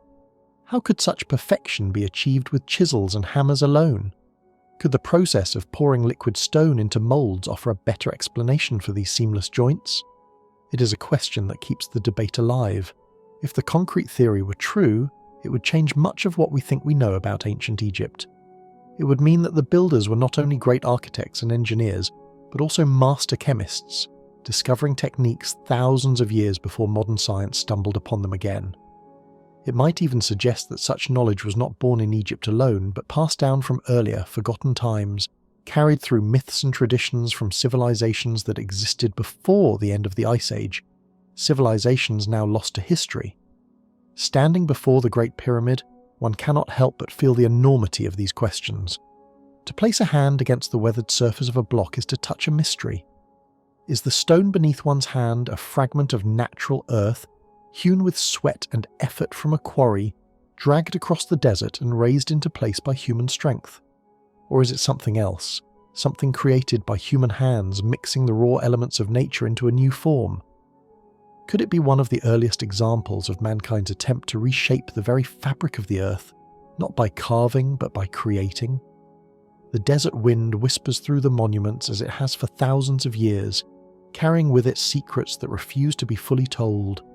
The pyramids seem to breathe with these secrets, their stones holding truths that remain just beyond reach. Perhaps the answers lie locked in the very chemistry of the blocks themselves, waiting for someone to look closer. Perhaps the answers were known once, long ago, but have since been lost, waiting for rediscovery. Or perhaps the truth is something even stranger, something that lies between legend and science, between geology and imagination. And so, we are left with questions that echo like voices across time. Were the blocks of the pyramids carved from quarries, or were they cast where they now stand? If they were cast, what else did the builders know? What knowledge did they possess that we have forgotten? What mysteries of chemistry, engineering, or even magic might they have held in their hands? Each block of the pyramid is more than stone. It is a riddle, a fragment of an ancient story still unfolding under the desert sun. The Great Pyramid remains what it has always been, not just a monument of stone, but a monument of questions, and as long as it stands, those questions will continue to whisper in the wind, urging us to look closer, to imagine deeper, and to wonder what truths lie hidden in the stones of eternity. Beneath the golden fire of the Egyptian sun, the Great Pyramids of Giza rise from the desert like eternal guardians of history, their ancient stones glowing in warm light and throwing out long, sharp shadows across the rolling sands. From a distance, they look almost unreal, as if they had not been built by the hands of people at all, but had instead risen straight out of the earth, born from the desert itself, shaped by some vast and timeless force. They appear solid, unchanging, as though no storm, no sand, no passing year could ever shake their quiet strength. Yet the closer one walks toward them, the more the illusion of silence begins to stir into a whispering question. For when the hand touches the cool edges of their enormous stone blocks, smooth in places and weathered in others, curiosity begins to grow. How could people who lived so long ago, armed only with simple tools made from copper and rope, create something so vast, so precise, and so impossibly enduring? Mainstream historians and archaeologists tell us that the answer is found in human effort and ingenuity. They speak of thousands upon thousands of workers, all organised with extraordinary discipline, shaping stone, dragging blocks, and hauling them into place with sledges and ramps, their determination stretching across decades.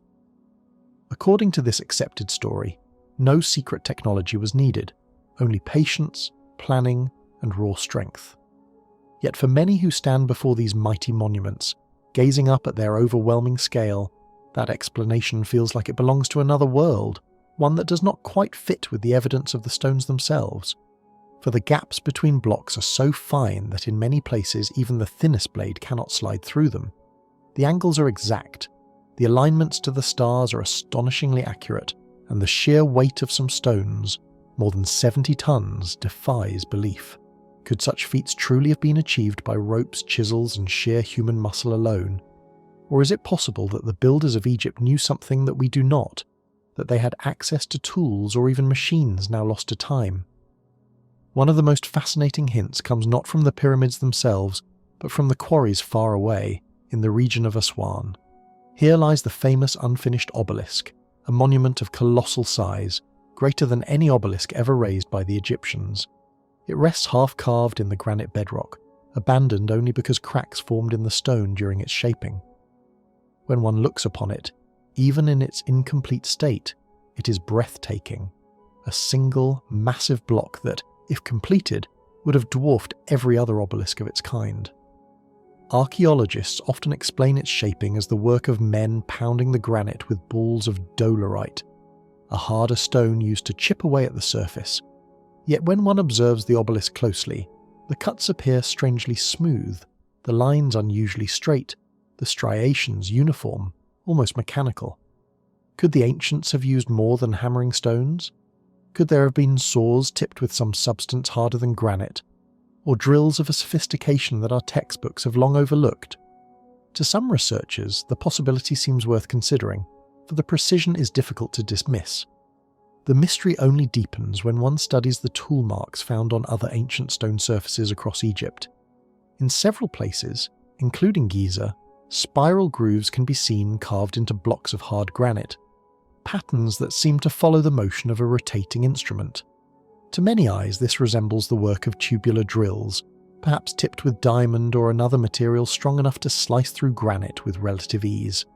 Traditional scholars respond that similar results could be achieved using copper tubes with sand and water as abrasives, slowly grinding through the stone over time. Yet if this method was used, it must have been painfully slow, taking weeks or months to complete even a small cut. The clean, even spirals on the stone raise another question. Could these markings have been made faster and with more power than sand and copper alone would allow? But even if the cutting of stone could somehow be explained, another challenge remains, one that grows ever more difficult to ignore when walking through the great corridors of the pyramids themselves. Inside the Great Pyramid, in the chamber known as the King's Chamber, lie granite beams that weigh between 40 and 80 tons each. Even today, with modern cranes and machines, lifting and maneuvering such immense stones would be no easy feat. How then did people thousands of years ago move them across the desert, and not just move them, but raise them to their current position high within the pyramid structure? The traditional view is that wooden sledges dragged the stones along ramps lubricated with water, pushed and pulled by endless teams of men. But can human strength alone truly account for the placement of such gigantic beams, balanced with such perfect alignment? Some have wondered if lifting devices, counterweights, or even crude but effective cranes might have been used. Others go further still, imagining technologies far beyond what the Bronze Age is thought to have known. When one steps into the Grand Gallery of the Great Pyramid, the mystery only grows. The passage rises steeply upward, its roof corbelled in perfect steps, the walls cut and shaped with astonishing precision. The space feels strangely mechanical, as though designed not merely as a passageway, but as part of some vast machine. Every angle is exact, every line seems intentional, as if guided not just by hand and eye, but by instruments or tools with a higher degree of accuracy than we normally grant to the ancients. Could it have been built with the help of wooden gears, pulleys, or even water-powered devices? Or does the perfection of its design whisper of something still more advanced, a knowledge whose origins we cannot yet trace? The enigma of the pyramids does not stand alone. When one looks across the world, other ancient sites echo the same silent questions. In the highlands of Peru, at places like Sacsayhuaman, massive stones interlock with one another like pieces of a giant puzzle. Their faces are smoothed and angled so perfectly that not a blade of grass can fit between them, and yet no mortar binds them together. The similarity in craftsmanship, across continents, across oceans, leads some to wonder if ancient builders in far-off lands shared some common knowledge, or perhaps rediscovered techniques that have since slipped from human memory.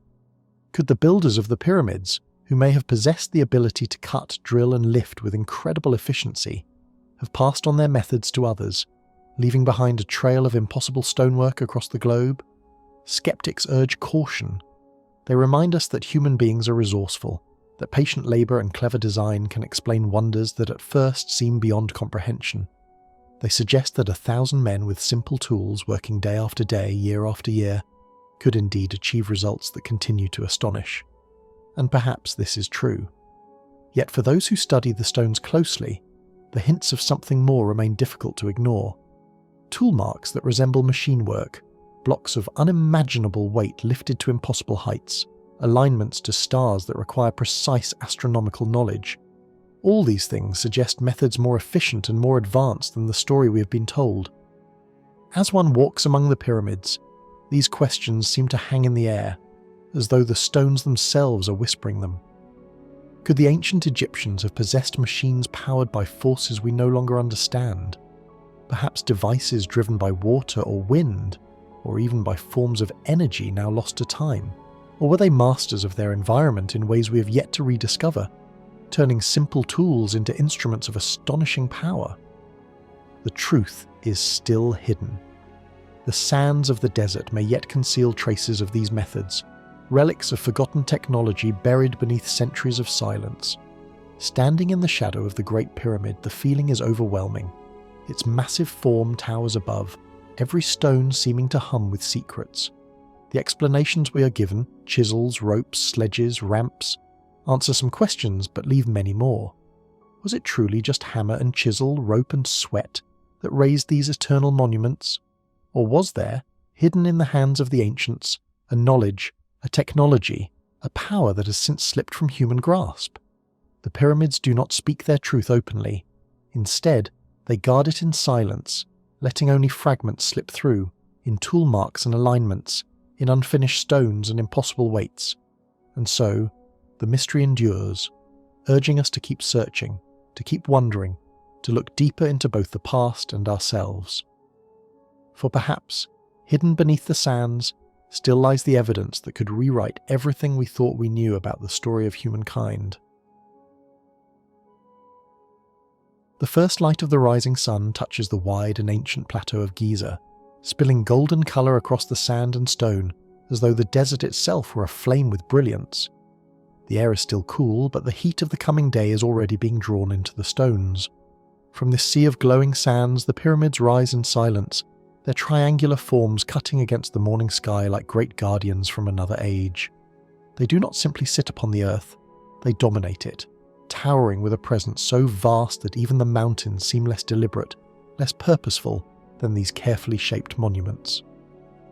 Visitors drawn from every corner of the modern world stand at their bases with eyes lifted upward, their necks strained and their minds stunned by the sheer size and permanence of these structures.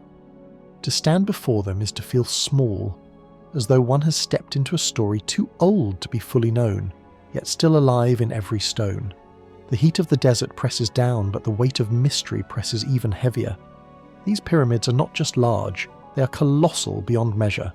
Each block, some said to weigh more than 70 tons, sits stacked upon the next with such perfect accuracy that the edges are sharper than most modern walls, the joins so tight that even the thinnest blade cannot slide between them. Here lies the first wonder. How could people who lived thousands upon thousands of years ago, people without steel machines, without cranes, without engines or advanced tools, manage to shape, move and set stones of such monstrous size?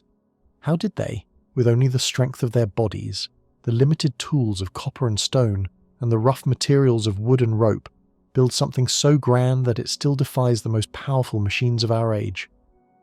The usual answers are often repeated, and they carry the ring of possibility yet also of incompleteness. Archaeologists and historians speak of ingenuity, of determination, of the skill and the will of ancient people. They describe workers pulling stones on sledges, dragging them across the sand with the aid of ropes, while water or mud may have been poured ahead to lessen friction. They describe ramps of mud brick or stone, stretching outward or spiralling upward, giving workers a path to pull the blocks higher and higher until the final capstone was set. They point to quarries, such as those at Tura and at Aswan, where some of the very same stones can still be traced back to their origins. These explanations seem practical, and yet when one stands before the immensity of the pyramids, they feel somehow smaller than the task. Even with ramps, even with thousands of workers, how could blocks heavier than an army of men be carried from quarries that lie nearly 500 miles away, over desert and rock and river? How were they not only transported but also lifted carefully, precisely, so that the joins remain seamless after thousands of years? Could ropes and sledges alone be responsible for such feats? Many nod, accept this as the answer, but a whisper of doubt lingers. The stones themselves seem to say otherwise. It is in this silence, in the space between what is explained and what is left unsolved, that more daring questions rise. Could it be that the ancient builders had knowledge now lost to us? Knowledge that reached beyond brute strength and beyond simple tools into realms we can barely imagine? Some researchers, venturing beyond the borders of accepted archaeology, suggest that the Egyptians may have mastered powers that today sound impossible. Among the most provocative of these ideas is the notion of teleportation, the moving of objects not by carrying or dragging, but by shifting them instantly from one place to another. At first, the idea seems absurd. Teleportation belongs in stories of the far future. In science fiction, dreams of machines that can break matter apart and reassemble it somewhere else. Surely such a thought could not belong to the ancient past, and yet, scattered through myth, legend, and fragmentary records, whispers remain of powers that resemble this very thing. In the old Egyptian texts, gods are described as shaping reality with words alone, commanding stones, rivers, and winds with voices of power. Were these only myths meant to inspire awe, or were they distant echoes of some knowledge once held and later lost? Other tales, carried from far beyond Egypt, add their weight. Travellers in the Middle East and North Africa wrote of objects that seemed to move without hands, lifted as if by invisible forces. Stories from Tibet tell of monks who could raise stones by sound, using drums, horns and chants in exact rhythms until heavy rocks shifted as though they had grown lighter than air. Even in the 20th century, explorers spoke of witnessing such demonstrations, of stones lifted and moved in ways that defied explanation. Could it be that the Egyptians too knew of such forces, vibration, resonance, energy fields, that allowed them to lift blocks that today seem immovable? Modern science, surprisingly, does not dismiss these ideas entirely. In laboratories across the world, scientists experiment with acoustic levitation, suspending small objects in mid-air using sound waves alone. Quantum physicists speak of entanglement and teleportation at the level of particles, showing that at the smallest scale of reality, matter behaves in ways that defy ordinary sense. Of course, no one today can teleport massive stones, but the principles themselves exist. They whisper of possibilities not yet grasped, doors not yet opened. If such principles exist now, could they have been known in some fragmentary form in the deep past? Perhaps not in the era of recorded history, but in times even earlier, before the Ice Age, before memory was written in stone and ink, when civilizations may have risen and fallen, leaving only myths behind. Skeptics, of course, rise quickly against such thoughts. They remind us that there is no evidence of such machines, no blueprints, no tools of lost power. They argue that human labor, determination, and clever engineering are more than enough to explain the pyramids. They point to ramps that could have been designed in ways we have not yet fully considered, to teams of workers who labored not for days or years but for decades, passing skills from one generation to the next. They point to other marvels of the world, the moai of Easter Island, massive statues carved and set upright with only ropes and human hands, the great stone walls of Sacsayhuaman in Peru, fitted so precisely that earthquakes cannot shake them apart. Human beings, they say, are capable of incredible feats when driven by faith, by survival, or by the will of kings. And yet, even among skeptics, the same question whispers. Why do so many cultures, across continents and oceans, carry within their myths the memory of lost knowledge? Why do so many speak of gods, ancestors, or heroes who could command the earth, the sky, and the stones themselves? Why do echoes of vibration, resonance, sound, and energy appear in stories scattered so widely across the globe? Standing before the Great Pyramid, it is almost impossible not to feel this question stir. The stones rise above in silence, as if guarding a secret not meant to be spoken. The wind moves softly, carrying grains of sand across the ancient blocks, whispering as though it carries voices from forgotten times. Could the builders have known forces of nature that we are only beginning to rediscover? Did they grasp truths of vibration, resonance, magnetism, or energy that allowed them to manipulate matter itself? Or are these thoughts no more than the dreams of our own age cast backward onto a past that was, at its heart, purely human? The thought of teleportation is not small. If such a power once existed, even in a crude form, then the implications are vast. The pyramids would no longer be only tombs, monuments, or symbols of kingship. They would become messages demonstrations of a knowledge so immense it could not be contained in words, but only in stone. Their perfect edges, their vast scale, their eternal endurance would not merely be feats of labour, but signs of mastery over laws of nature still hidden from us. Could it be that the pyramids were built not only to honour the dead, but to reveal a truth, to leave a question carved in stone for those who would come later? And yet, no tool of teleportation has ever been found. No machine, no written instruction, no forgotten device. What we have are the stones themselves, heavy and immovable, daring us to wonder.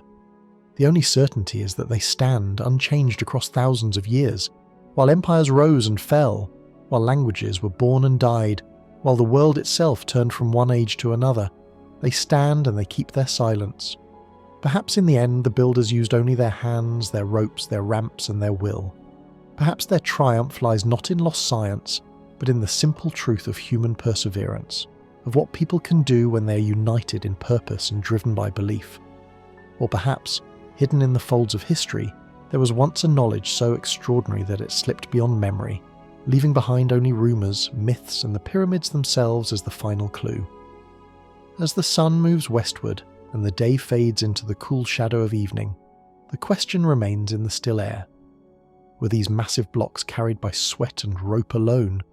Or was there once a force, a science, a mystery beyond our reach that allowed them to vanish from one place and appear in another?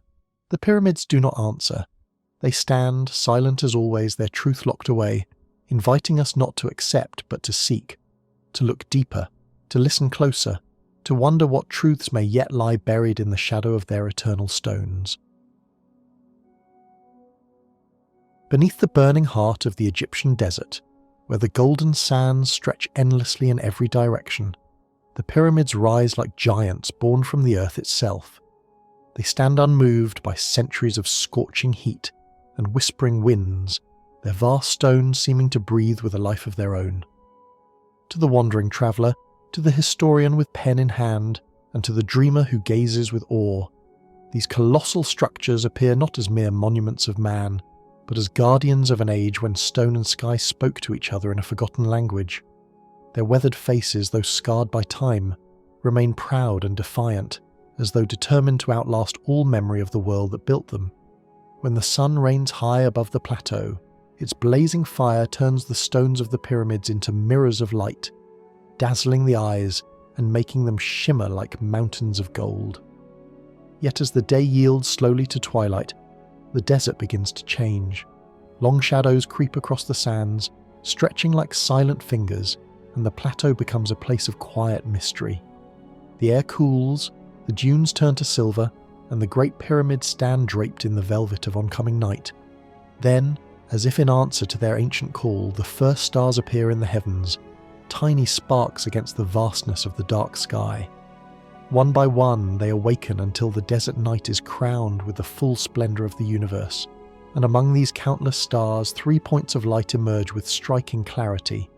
They hang close together, evenly spaced, gleaming as though set there by the careful hand of a master jeweller. These are Alnitak, Alnilam and Mintaka, the belt of mighty Orion. For thousands upon thousands of years they have enchanted stargazers, poets and priests alike. In every land touched by human imagination, their symmetry has inspired tales of gods, heroes and cosmic hunters who chase prey across the eternal heavens. Yet here, in the land of Egypt, their presence stirs a question both profound and unsettling. Could these stars, these distant fires so far beyond human reach, share a hidden bond with the pyramids that rise from the desert sands? Could it be that stone and star are bound together in a design written across both earth and sky? The idea is not new. For countless generations, scholars, archaeologists, priests and astronomers have stood at Giza staring upward at the belt of Orion and then back at the pyramids that dominate the plateau. They have asked whether these immense monuments were raised only as tombs for kings, or whether they were also messages carved into stone, maps of the heavens made solid upon the earth. At first glance, the Great Pyramids appear to stand in a line, but on closer inspection, the illusion fades. The smallest of them is set just slightly aside, offset from the direct alignment of the others. It does not sit in perfect symmetry, as though its builders deliberately nudged it out of place. And when one compares this arrangement to the 3 stars of Orion's belt, the resemblance is almost haunting. Just as Mintaka in the heavens lies a little apart from its siblings, so too does the smallest pyramid rest askew from its companions. The echo between sky and stone is undeniable, and it begs the question, was this done by accident, or was it part of a grand design, a blueprint written among the stars themselves? Many scholars from the world of history and archaeology argue that such an alignment could have held deep symbolic meaning rather than scientific precision. In the myths and sacred traditions of ancient Egypt, the constellation of Orion was not simply a cluster of stars. It was the celestial body of Osiris, the god of death, rebirth, and eternal life. To align the tombs of kings beneath the very stars that represented this god was more than architecture. It was an act of devotion and faith. The pyramids, they believed, were not merely stone houses for lifeless bodies. They were gateways to eternity, stairways of unimaginable power that carried the soul of the pharaoh beyond this world and into the arms of the gods. If the pharaoh, upon death, was to become one with Osiris, then to rest beneath Orion's belt was to be placed at the threshold of his divine destiny. Seen in this way, the builders may not have been astronomers seeking to chart the cosmos, but priests of stone who sought to mirror heaven on earth, ensuring the eternal passage of their ruler's spirit. Yet even this sacred explanation leaves behind questions that tug at the mind. The alignment between pyramid and star is not rough or vague. It is remarkably close, almost precise to the eye of modern science. If the design were purely symbolic, why should the resemblance be so exact? Some researchers, gazing into the skies with the tools of astronomy, have proposed that the key lies not in the heavens as we see them now, but as they appeared long ago. For the stars do not remain fixed forever. Slowly, almost imperceptibly, the Earth itself wobbles on its axis, shifting the heavens in a great cycle known as precession. Over thousands of years the stars drift, rising and setting in new positions, and if one turns back the cosmic clock, projecting the night sky not as it is today, but as it was far in the past, a startling picture emerges. Around the distant date of 10,500 years before the time of Christ, Orion's belt appears in the heavens in a way that mirrors the placement of the pyramids almost perfectly. Not only do the 3 stars align with the 3 monuments, but even the Nile River itself seems to reflect the course of the Milky Way, stretching across the heavens like a celestial twin. This notion, known as the Orion correlation theory, was brought to wide attention by Robert Bauval in the closing decade of the 20th century. According to this idea, the pyramids were not simply grand tombs, but cosmic markers, stone maps that locked in place a vision of the sky as it appeared at the dawn of an age, perhaps long before the pharaohs of history. If this theory holds truth, it suggests that the ancient builders possessed an understanding of the heavens so advanced that it rivals our own. They would have needed not only to watch the stars across lifetimes, but to calculate their movements over tens of centuries, grasping the slow rhythm of precession that modern science itself did not uncover until the work of Hipparchus in the 2nd century before Christ. Such a possibility staggers the imagination. Could it be that the pyramid builders were keepers of forgotten knowledge, astronomers of an age long lost, whose wisdom was handed down in whispers and guarded by priests? If so, then the pyramids are not just monuments to kings, but monuments to time itself, frozen maps of a sky that no longer exists. Of course, there are many who reject such thoughts as fanciful. Skeptics point out that humans have a natural habit of finding patterns where none exist. The stars are countless, scattered in endless formations, and with enough imagination one can draw almost any shape or correlation. To them, the resemblance between Orion's belt and the pyramids is a coincidence, magnified by our longing to find meaning in mystery. They argue that the builders may have intended no more than to raise mighty tombs that honoured their rulers and their gods, and yet the sense of deliberate design refuses to vanish.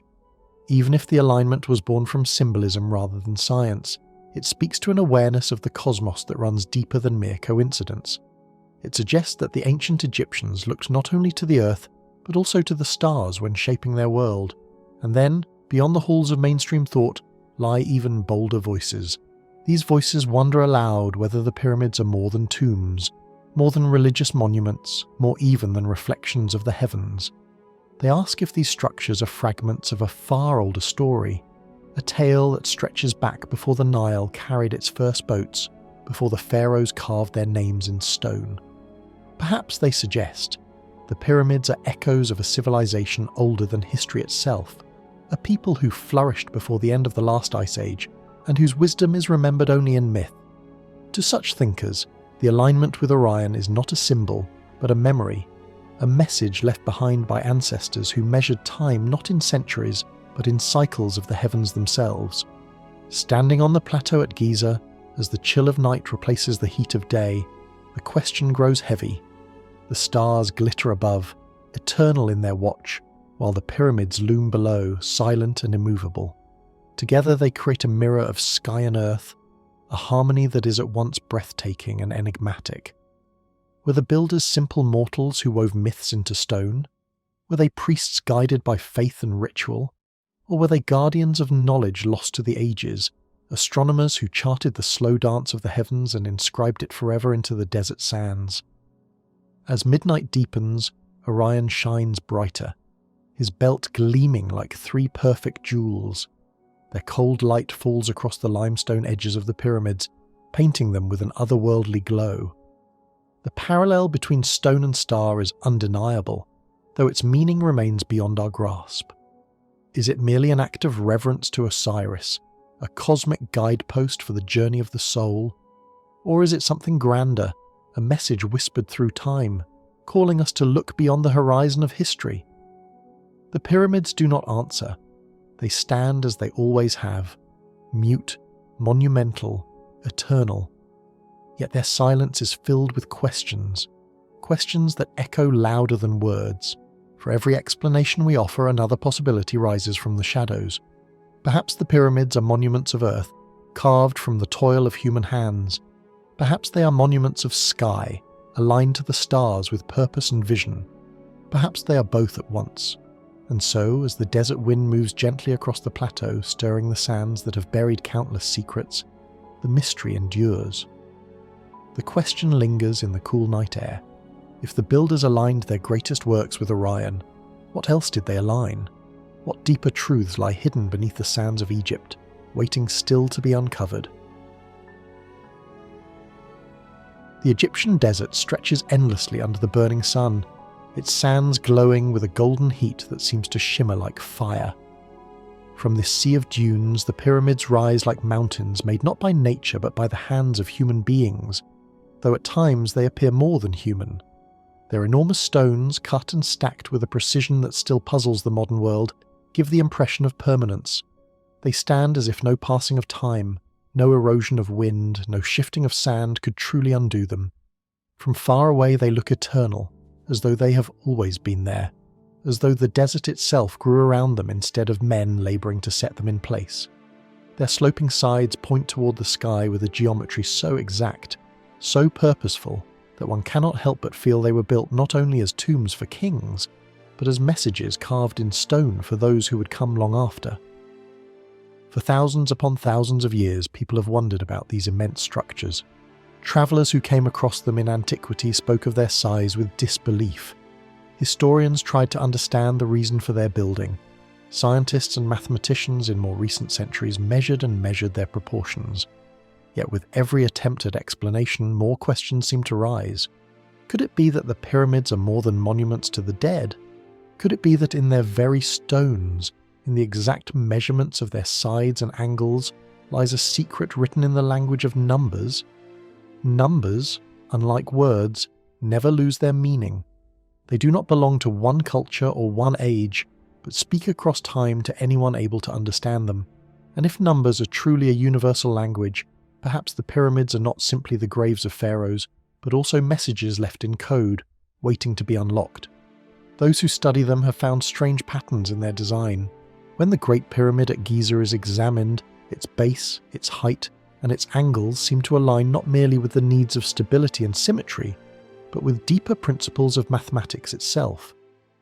The perimeter of the base, when compared with the height, produces a ratio that comes close to 2 times the constant we call pi. the same pi that appears when one measures circles, spheres, and waves. The slope of the pyramid's side seems to reflect the golden ratio, that mysterious number which repeats itself across nature, showing up in the curve of seashells, in the petals of sunflowers, in the swirling arms of galaxies, and even in the growth patterns of living things. How could the builders of these pyramids, living thousands of years before modern mathematics was fully described, have encoded such principles in their stone designs? Was it by accident, a mere coincidence born of practical choices, or did they know something we have forgotten? Mainstream historians often answer with caution. They argue that the builders sought stability and balance above all. A pyramid is naturally stable, wide at its base and tapering toward the top. In choosing proportions that worked best for construction, the builders may have stumbled upon ratios that happened to align with mathematical constants. To believe that they deliberately wrote the language of the universe into their monuments, they say, is to imagine too much. And yet, the more carefully one looks at the numbers, the harder it becomes to dismiss them as chance.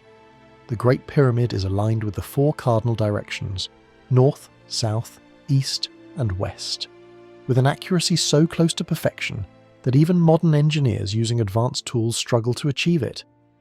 Its base, stretching across hundreds of cubits, maintains astonishing consistency. The difference in length between one side and another is so small that it rivals the standards of precision we demand in the present day. How could such accuracy have been achieved by a people who, we are told, had no steel tools, no machinery, no modern instruments of measurement? Some suggest that the pyramid is not only a marvel of geometry, but a monument that harmonizes with the Earth itself. They point to the fact that when its height is multiplied by a certain factor, the result is close to the radius of the Earth. When the perimeter of its base is calculated, it can be linked to the circumference of the planet.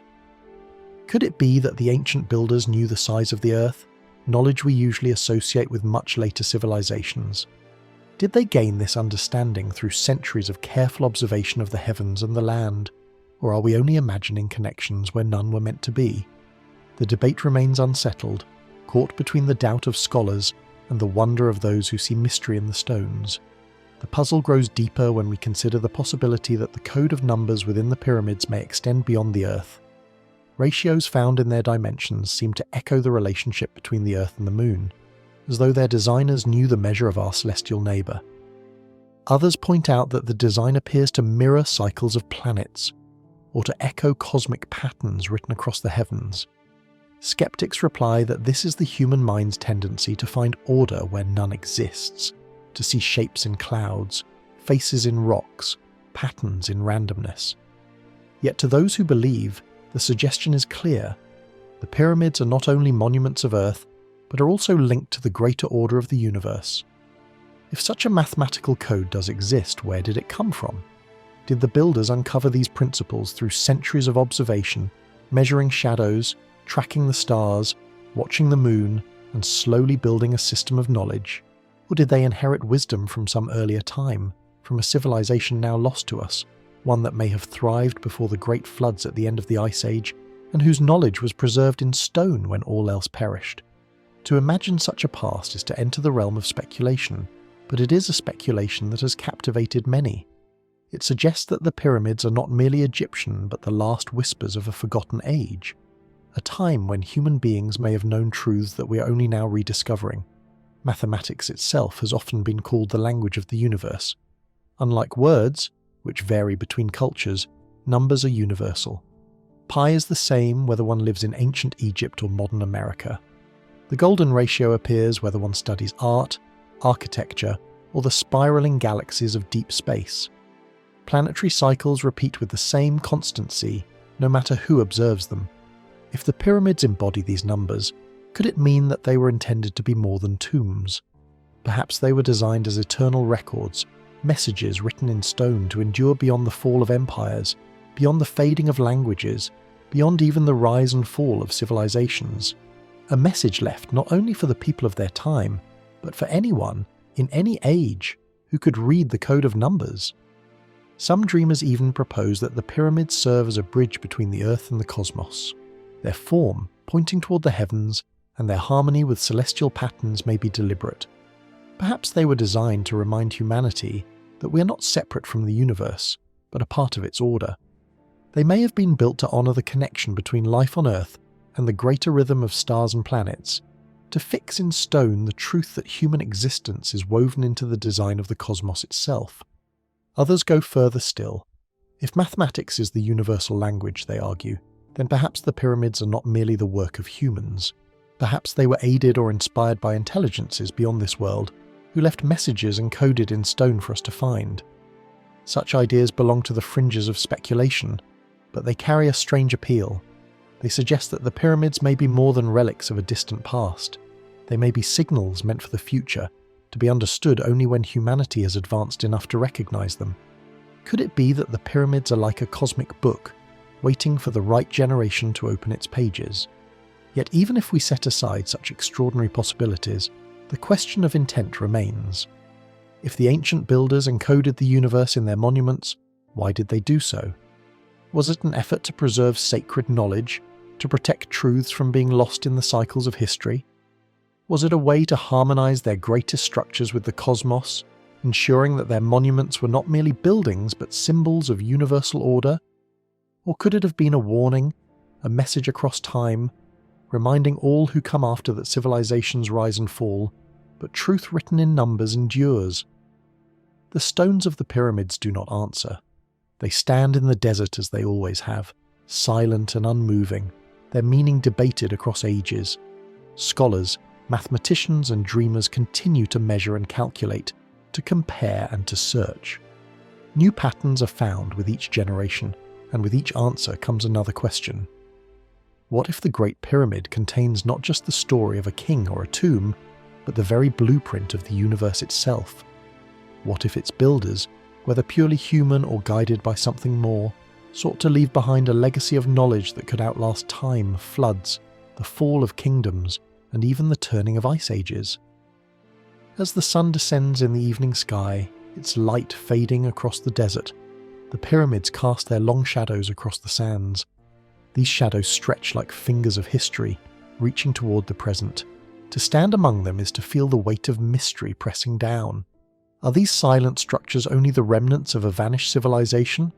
Or are they echoes of a far greater story still waiting to be understood? That question remains unanswered, and perhaps it always will. Yet in the presence of the pyramids, one cannot help but wonder. The pyramids of Egypt are not just great triangles of stone fixed into the desert. They are part of something much larger, something that reaches from the earth all the way into the sky. When we look at their sharp edges and massive blocks, it is easy to see them only as architectural wonders or as tombs for kings. But when the night comes and the stars spread their endless lights over the desert, the story changes. Suddenly the pyramids seem less like monuments that stand still on the ground and more like bridges reaching toward the heavens, as if the builders had carved into stone a kind of conversation between the world of men and the endless vault of the cosmos.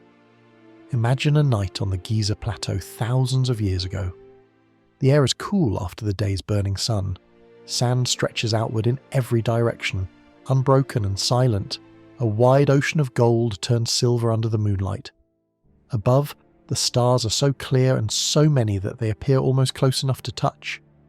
The Great Pyramid rises against this endless sky, its lines perfect, its angles so sharp that it seems to cut through the darkness. To the eyes of an observer standing there in ancient times, it would not have looked like just a mountain of stone. It would have looked like something alive, something that spoke not only to those who walked on the earth, but also to the stars drifting slowly overhead. For generations, historians, explorers, and archaeologists have marveled at how perfectly aligned the Great Pyramid is to the cardinal directions, especially to the true north. Even with modern tools, measuring with satellites, lasers, and advanced compasses, such precision is very difficult to achieve. Yet the builders of this ancient monument, living thousands of years before such instruments were ever invented, managed to set millions of limestone blocks in such a way that the error is almost too small to believe. It is not an accident that the pyramid is aligned so well. Something deliberate, something very careful, and perhaps something very mysterious is at work. How did they do it? That question still hangs unanswered in the desert air. Some explanations suggest that the ancient builders could have used simple methods such as placing a rod in the ground and watching the shadow fall over the course of a day, or perhaps filling a trench with water and using the surface as a perfectly level guide. Others propose that they used the stars themselves, watching the way they moved around the celestial pole in the northern sky and slowly marking their positions until the alignment became exact. But even with these explanations, perfection still surprises us. The error is so tiny that it is far smaller than what is found in many monuments built thousands of years later with far more advanced tools. Was this just good fortune, or was it the result of some knowledge that we no longer fully understand? As if this mystery were not enough, the pyramid holds even more secrets that connect it to the heavens. For many years, small channels cut into its structure were thought to be nothing more than ventilation shafts. They were narrow, straight, and ran upward from the inner chambers toward the outside. But when researchers began to measure them more carefully, they realized that they were not random. These shafts point towards specific stars in the sky. Around the time of 2,500 years before Christ, one of the shafts aligned directly with the 3 stars that form the belt of Orion. This was no ordinary constellation to the ancient Egyptians. To them, Orion was linked with Osiris, the god of death, rebirth, and eternal life. Another shaft pointed towards Sirius, the brightest star in the heavens, which was connected to the goddess Isis, the divine partner of Osiris. If these alignments were deliberate, then the pyramid was not only a tomb or a monument, it was a kind of star map, a celestial clock built into stone, locking forever into the eternal cycles of the sky. But the questions only deepen the further one looks. Some thinkers outside of mainstream archaeology have suggested that the pyramids might not only record alignments for their own age, but might also serve as markers of time across far longer cycles. The Earth itself does not spin perfectly upright. Its axis wobbles slowly over thousands of years, and because of this, the stars' positions in the sky change little by little across great spans of time. This slow movement is called the precession of the equinoxes, and it takes about 26,000 years to complete a full cycle. What if the builders of the pyramids knew about this? What if they designed their monuments not just for one lifetime, or even one era, but for tens of thousands of years? Could it be that in their massive stones they encoded a calendar of the cosmos itself, one that stretched far beyond the memory of men? In the 1990s, a theory emerged that caused a storm of debate. It is called the Orion correlation theory. It claims that the 3 main pyramids of Giza mirror the 3 stars of Orion's belt, not just in number, but in arrangement. The largest pyramid represents the brightest star, the second pyramid represents the next, and the smallest pyramid is set slightly aside just as the smallest star in Orion's belt sits slightly apart from the line of the others.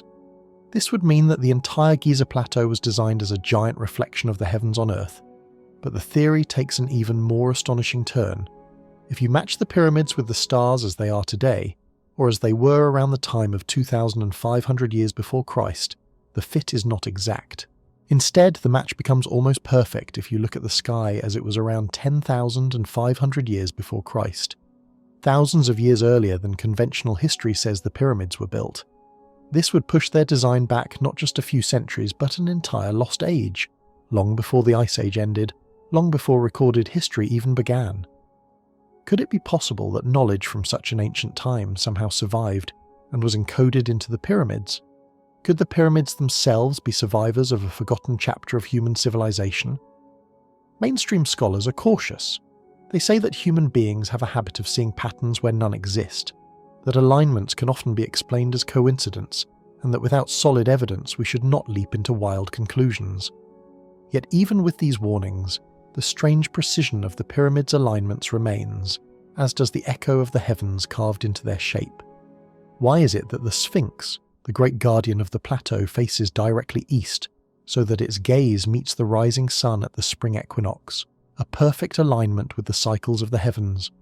Why is it that so many features of this ancient complex appear to mark the movements of the stars and the sun as though they were recording the very heartbeat of the cosmos? The more one studies, the more the pyramids resemble not just buildings but instruments. Some see them as calendars, measuring not only the passage of years and seasons but also the passing of entire ages. Others wonder if they could be warnings, messages to future generations about cycles of time, about disasters that repeat, or about the eternal rhythm of creation and destruction.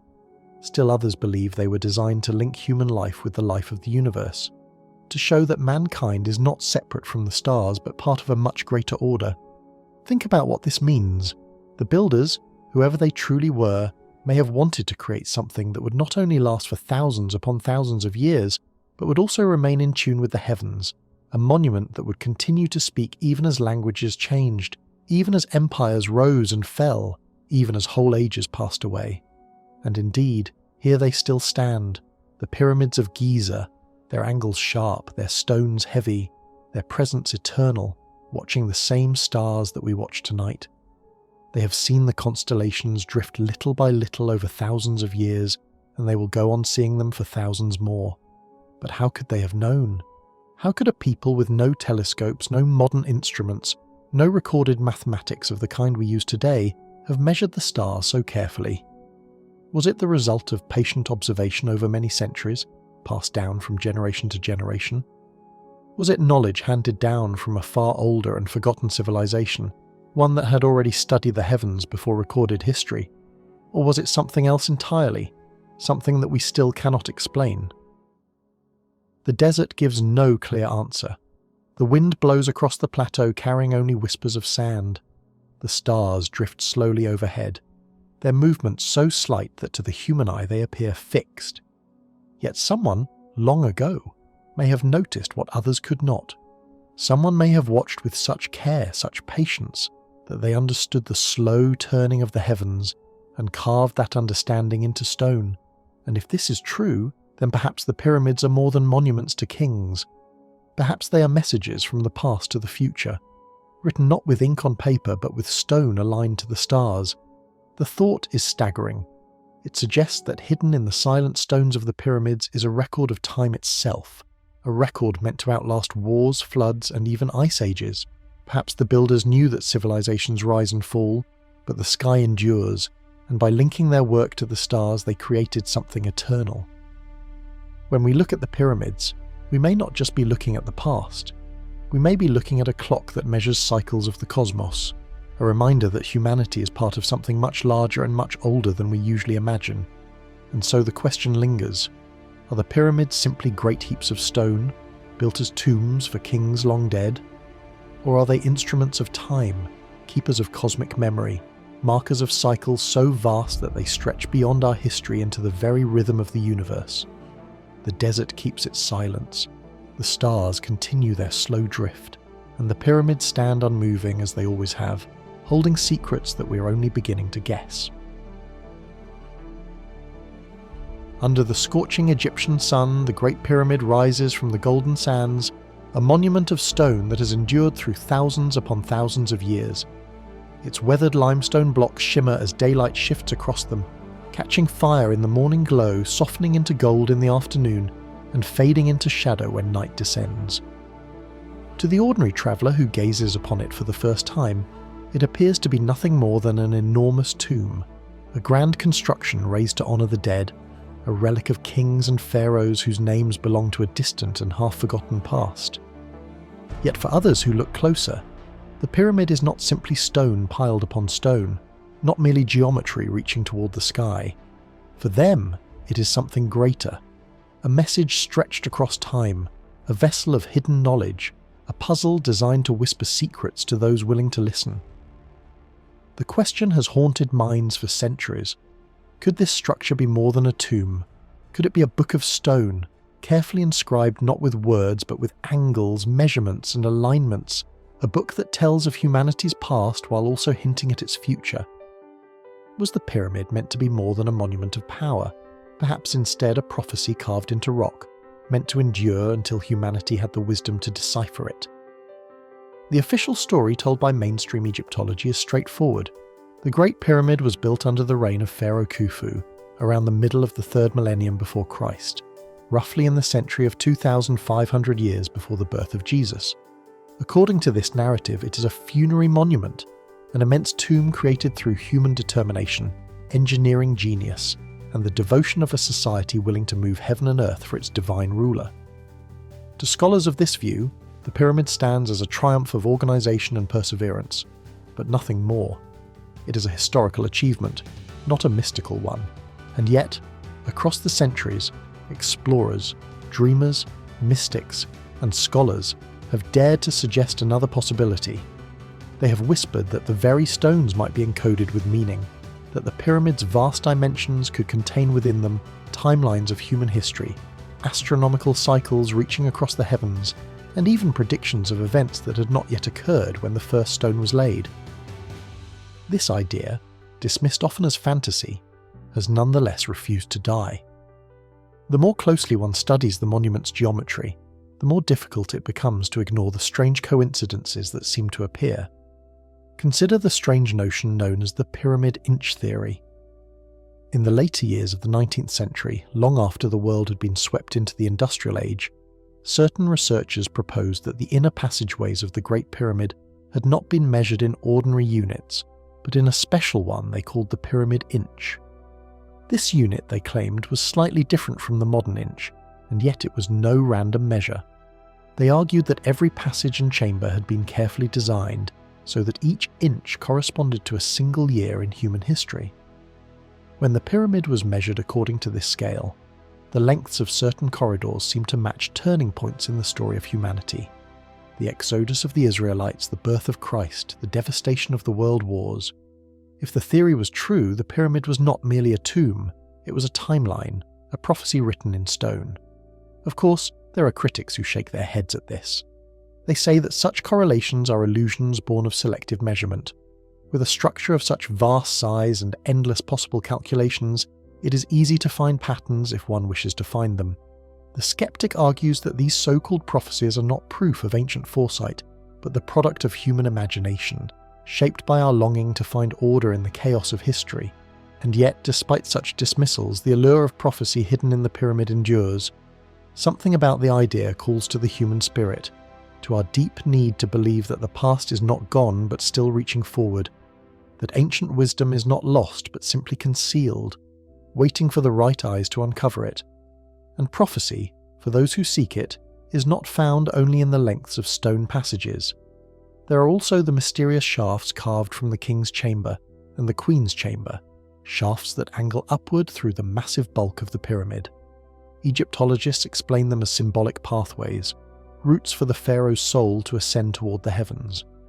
But others note that these shafts are aligned with startling precision to certain stars and constellations, Orion, Sirius, and other markers of the night sky. Could such alignments be mere chance? Or did the builders place them with purpose, as if to mark specific moments in cosmic history? Some suggest that the pyramid functions as a kind of clock, mapping the slow procession of the equinoxes, measuring cycles that span tens of thousands of years, far beyond the brief lifetime of any single reign. Others go still further, arguing that prophecy lies not only in numbers and alignments, but in the symbolism of the pyramid itself. With its vast square base planted firmly on the earth, and its apex reaching toward the sky, the shape of the pyramid has been read as a metaphor for spiritual ascent. It symbolizes the journey from matter to spirit, from mortality to eternity, from earth to heaven. In this view, the pyramid is both tomb and teacher, both resting place and revelation. It speaks not of dates and disasters, but of humanity's destiny, to rise above struggle and rediscover its connection to the divine. The prophecy here is not of war or catastrophe, but of transformation, renewal, and unity with something greater. And then there are the most daring and speculative of all theories, those that speak of the fabled Hall of Records. This legendary chamber, according to tales repeated by mystics and seekers, is said to be hidden somewhere beneath the sands near the Great Pyramid. Within it, they say, lies the wisdom of a civilization that existed long before dynastic Egypt, perhaps even before the Great Ice Age reshaped the world. If such a hall exists, it might contain prophecies written by those who came before us, warnings of cycles of destruction and rebirth, messages intended for the far-off descendants who would one day inherit the earth. Despite exhaustive searches and countless legends, no Hall of Records has ever been found. And yet the story persists, wrapped in whispers of hidden chambers and undiscovered passageways waiting just beyond reach. Even without lost halls, the pyramid's numbers themselves stir wonder. Within its measurements appear ratios that seem to echo cosmic truths. The dimensions, some argue, encode the circumference of the Earth, the distance to the Sun, and even timeless mathematical constants such as pi and the golden ratio. Could such knowledge have been deliberately preserved? If so, what would it mean? Did the builders possess wisdom far beyond what history records, perhaps handed down from a forgotten age? Did they intend to leave behind not only a monument but a universal message, one that would endure through the rise and fall of civilizations, speaking in the eternal language of mathematics? The deeper one peers into these mysteries, the more profound the questions become. For prophecy, whether real or imagined, has never been about certainty. Prophecy lives in the space between what we know and what we fear, between our brightest hopes and our darkest dreads. If the pyramids do contain prophecy, then what are they telling us? Are they warning us of catastrophe? Calling us to prepare for cycles of destruction that repeat with relentless regularity? Are they whispering messages of hope? Reminders that renewal follows collapse, that life endures after death? Or are they simply mirrors, reflecting back our human longing to find meaning in the vast sweep of time? To stand before the Great Pyramid today is to feel the weight of these questions. Its stones rise silent and unyielding, their edges softened by centuries yet still precise, their sheer size overwhelming even in the modern age. The monument neither confirms nor denies the mysteries laid upon it. It does not speak. It only endures, standing across the ages as if waiting. One cannot help but wonder, were these stones meant to remain silent witnesses until humanity had grown wise enough to read their message? Or are we only projecting patterns of our own imagination onto them, weaving prophecies where none exist? The debate has stretched across centuries. Archaeologists measure and calculate. Mathematicians marvel at ratios. Mystics meditate upon symbolism. Skeptics dismiss it all as fantasy. And yet, the pyramid remains, unchanging, silent, eternal. No argument can erase its presence. No theory can exhaust its mystery. It stands at the crossroads of fact and imagination, where stone meets dream. And so, we circle back to the question that has haunted countless seekers. If the Great Pyramid does hold prophecy, what does it reveal? Does it tell of the story already lived, the past that shaped us? Does it map the present moment, a mirror to the age in which we stand? Or does it speak most unsettlingly of what is yet to come, our future, waiting hidden within the stone, written long before we were born, and waiting to be understood only when the time is right? The Great Pyramid does not answer. It simply stands, its weathered blocks catching the shifting hues of daylight, holding its secrets close. It is up to us, the watchers of this age, to decide whether those secrets are real or imagined, whether the pyramid is a tomb or prophecy, monument or message. And perhaps, in the end, its greatest prophecy is not about dates or disasters, but about humanity itself, about our endless desire to search for meaning, to connect the present with the past, and to believe that even in silence, the stones may one day speak. In the quiet stillness of the Giza Plateau, when the day begins to fade and the evening sun stretches its golden arms across the desert, the stones of the pyramids take on an otherworldly glow. The shadows lengthen, sliding across the sand, and the limestone blocks, weathered by countless centuries, catch the light as if they are alive. It is at this time of day, when silence wraps itself around the plateau like a cloak, that one begins to notice something deeper, something almost hidden. To the casual visitor, these immense structures rise as tombs, solemn monuments to kings who lived and died thousands of years ago. Their edges stand sharp against the dimming horizon, stubborn reminders of human ambition and power. But to those who have spent their lives studying the sky, measuring the heavens, and reading the patterns of the stars, another story begins to reveal itself. It is a story not just of stone and sweat, not only of labourers dragging blocks across the desert, but of a knowledge so old, so carefully placed into design, that it speaks across time. These pyramids do not merely sit in the sand by accident. Their arrangement seems deliberate, intentional, as if whispering an ancient secret. For many decades, both scholars and dreamers have noticed something that refuses to be ignored.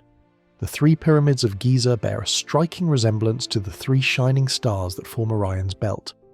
From the sky, when one looks down upon the plateau, the similarity is astonishing. 2 of the pyramids line up almost perfectly, while the smallest is set slightly aside, echoing the faintest of Orion's stars, the star we know as Mintaka. This slight offset is not random. It mirrors the heavens with such precision that one cannot help but wonder whether this was all by chance, or whether the builders, long gone, were leaving behind a map of the stars pressed into the earth itself. For many, this resemblance has grown into one of the great mysteries of ancient Egypt. Was it really a coincidence that the 3 largest pyramids in the world should line up in such harmony, with one of the most recognizable constellations in the sky? Or could it be that the ancient builders were encoding into their monuments a cosmic connection, a message that the earth and the heavens were not separate realms but reflections of one another? Mainstream archaeology offers a thoughtful answer. The pyramids, it says, were more than tombs. They were doorways. In ancient Egyptian belief, Osiris, the god of rebirth and eternal life, was linked to Orion. When the pharaohs died, they were not merely buried. They were meant to rise, their spirits guided into the heavens to join with Osiris among the stars. In this view, the alignment was a symbolic bridge. The pyramids became stairways to eternity, markers that ensured the souls of the kings would not lose their way in the vastness of the night sky.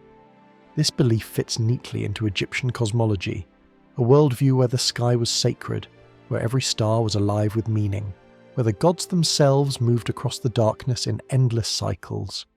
The pyramids, with their sharp lines and unwavering stance, were built to link heaven and earth, to anchor the eternal in the sands of time. And yet, even with this explanation, mysteries continue to linger like shadows at the edge of vision. The alignment is not just symbolic, it is precise. The scale of the construction is beyond monumental, and the reflection of Orion's belt matches not as it appears today, but as it would have appeared more than 12,000 years ago, around the year 10,500 before Christ. This curious fact has stirred countless alternative theories. If the pyramids mirror the stars of that ancient epoch, could it mean they were planned, or at least conceived, in a time far earlier than we believe? Could the pyramids themselves be proof that a memory, perhaps a legacy, was passed down from a civilization that flourished long before recorded history, before even the end of the last ice age? These questions deepen the enigma. The pyramids are not just silent stones, they seem to carry echoes from an age we have almost entirely forgotten. When one peers closer at the Great Pyramid itself, the wonder only grows. Inside are narrow shafts, passages angled not randomly, but toward the stars. One points to Orion, another to Sirius, the brightest star in the sky. Still others align with the undying circumpolar stars, the ones that never set, eternal watchers of the night. These are not accidental alignments. They suggest knowledge, calculation, and an understanding of the heavens far beyond what we might expect from a civilization over 4,000 years old. To think that these people, without telescopes, without our modern instruments, could carve stone with such accuracy that it spoke directly to the heavens, is staggering. It tells us that they were not only builders, but sky watchers, mathematicians and visionaries. And then comes a more provocative thought, one that unsettles both scholars and dreamers alike. What if the pyramids are not simply symbolic mirrors of the stars, but literal markers, points of a great map that extends across the earth? When compared to other ancient structures, the puzzle grows stranger.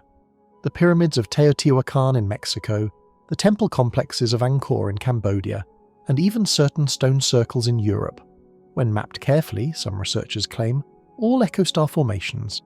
It is as if builders across the world were following the same blueprint, placing monuments not only to honour their gods, but to reflect the skies above them. Could it be that the earth itself was transformed into a mirror of the heavens, its sacred sites connected by a cosmic geometry? At this point, speculation often stretches beyond human hands. Some voices suggest that if these pyramids and monuments do indeed form a map of the stars, they might not have been designed solely for human eyes. Perhaps they were meant to be seen from above, by visitors not of this world. Could the pyramids, with their sheer size and perfect geometry, have been constructed not just as tombs, but as messages carved in stone, signals to beings beyond our skies. After all, even today, astronauts orbiting above the Earth remark on the visibility of the pyramids. Pilots flying over the desert still see them as unmistakable markers. What if that visibility was part of their purpose from the beginning? Of course, skeptics caution against letting imagination soar too far. To them, these theories of extraterrestrial builders do not give enough credit to the brilliance of the Egyptians themselves.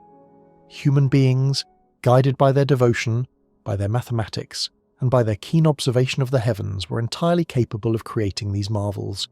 To say otherwise, they argue, is to take away the achievements of one of the greatest civilizations the world has ever known. Yet even these skeptics admit that the pyramid alignments remain among the most puzzling and compelling mysteries of the ancient world. The deeper one looks, the more questions rise. The pyramid texts themselves, carved in stone and dating back more than 4,000 years, speak again and again of the pharaoh rising to the stars, of becoming one with Orion, of taking his place among the gods in the endless night. These texts confirm what the architecture whispers. The pyramids were not mere stone piles. They were cosmic instruments, binding the earth to the heavens in rituals of eternity. And so we are left to ask, how did they achieve this? How did the builders, without telescopes or satellites, without modern maps of the sky, design shafts that pointed to specific stars and layouts that mirrored celestial patterns visible only in epochs long past? Did they inherit this knowledge from an older source? Did they encode it deliberately, knowing it would one day puzzle us? Or was it simply their way of worship, unknowingly leaving behind a cosmic riddle? Some suggest the entire layout of Giza might be part of a larger code, one that stretches beyond Egypt itself. Perhaps the pyramids are one piece of a greater puzzle, a fragment of a star map that spans continents, binding the world under a shared sky. From Mexico to Cambodia, from Europe to the Nile, the echoes of constellations seem to repeat. Could it be a coincidence? Or was there once, long ago, a vision that united distant peoples under the same celestial plan? Standing before the pyramids today, one cannot escape the feeling of mystery. Their size alone is overwhelming, their faces worn but unyielding, their presence timeless. They seem to wait, silent giants watching over the desert, daring us to uncover their secrets. Are they simply tombs, grand in scale and built to honor kings? Are they gateways for the soul, stairways of stone leading into the night? Or are they something more, messages written in geometry and light and shadow, in alignments that tie Earth to stars and past to present? The sands of time have buried much, but not enough to erase the sense that the pyramids carry within them truths we have yet to understand. Perhaps they are only what history tells us they are. Monuments of faith, of power, of kings who longed for eternity. Or perhaps, hidden within their angles and alignments, they carry something far older, something that whispers of a forgotten age when humanity's story began in ways we're only beginning to guess. Are the pyramids silent tombs, or are they messages, written not only to the people of ancient Egypt, but to the stars themselves? In the endless Egyptian sky, where the sun burns so fiercely that the desert sands seem to shimmer with fire, the pyramids of Giza rise like titans from another age. They stand there with an austere silence, their sharp edges drawing shadows that stretch like dark fingers across the golden expanse. To someone gazing from afar, they appear eternal, as if they have always been there and will always remain. They look immovable, timeless, resting in perfect stillness against the horizon, as though the very earth was carved to hold them. They do not look like ordinary buildings. They look like something more, something that carries a secret too vast to reveal all at once. From a distance they give the impression of peace, monuments locked in stone. But as you move closer, questions begin to stir like whispers carried on the desert wind. What exactly are these colossal structures? Were they truly only tombs for ancient kings? Or were they something far greater? Something we can hardly imagine? Could it be possible that these immense wonders, built with such astonishing precision, once had a purpose beyond death and remembrance? Could they, in some mysterious way, have functioned as vast power plants, machines of stone that tapped into forces hidden deep within the earth itself? The suggestion sounds radical, even to the point of madness. Mainstream historians and Egyptologists dismiss it as fanciful, insisting that the pyramids were no more than monuments to pharaohs, tombs that honoured their rulers while proclaiming their power to the world. Yet the idea refuses to vanish. It lingers, drawing the attention of scientists, engineers, dreamers and visionaries who cannot look at the Great Pyramid without feeling that it is something more than a silent grave. For them, the pyramid is alive with possibility. Its alignment with the cardinal directions, its strangely shaped chambers and shafts, and the carefully chosen stones from which it was built suggest not a mere burial site, but a machine, an enormous, carefully designed machine, pulsing once with a hidden power. When one looks at the Great Pyramid, one sees stone upon stone, yet no inscriptions, no paintings, no carved names of kings or gods. Unlike other Egyptian tombs, whose walls are crowded with images of the afterlife, the Great Pyramid holds no such decorations. Not a single body has been found inside it. This absence is startling, for if it truly was a tomb, why is there no mummy? Why is there no trace of burial treasures or funerary rites? Instead, what one finds within are chambers cut with mathematical precision, tunnels that point toward the heavens, and long stone passages that seem to vibrate faintly when struck. If all of this were merely symbolic, why such perfection? Why such strange, deliberate design? One of the most curious details lies in the materials themselves. In the king's chamber, blocks of granite were used, granite filled with quartz crystals. Modern science knows that quartz has what is called piezoelectric properties. When pressure is applied to it, it can generate an electrical charge. Imagine then vast slabs of this crystal-rich stone pressed together in the very heart of the pyramid. Surrounding this granite core is limestone, a stone that does not easily conduct electricity, but instead works as an insulator, trapping energy. Was this combination of materials accidental, or was it intentional? Was it possible that the very bones of the pyramid were designed to channel, store, or even generate energy? If so, what kind of energy were the builders seeking, and why? Beneath the pyramid lies another mystery, the subterranean chamber. Deep underground, carved into the rock itself, it contains strange pits and passages where water once flowed.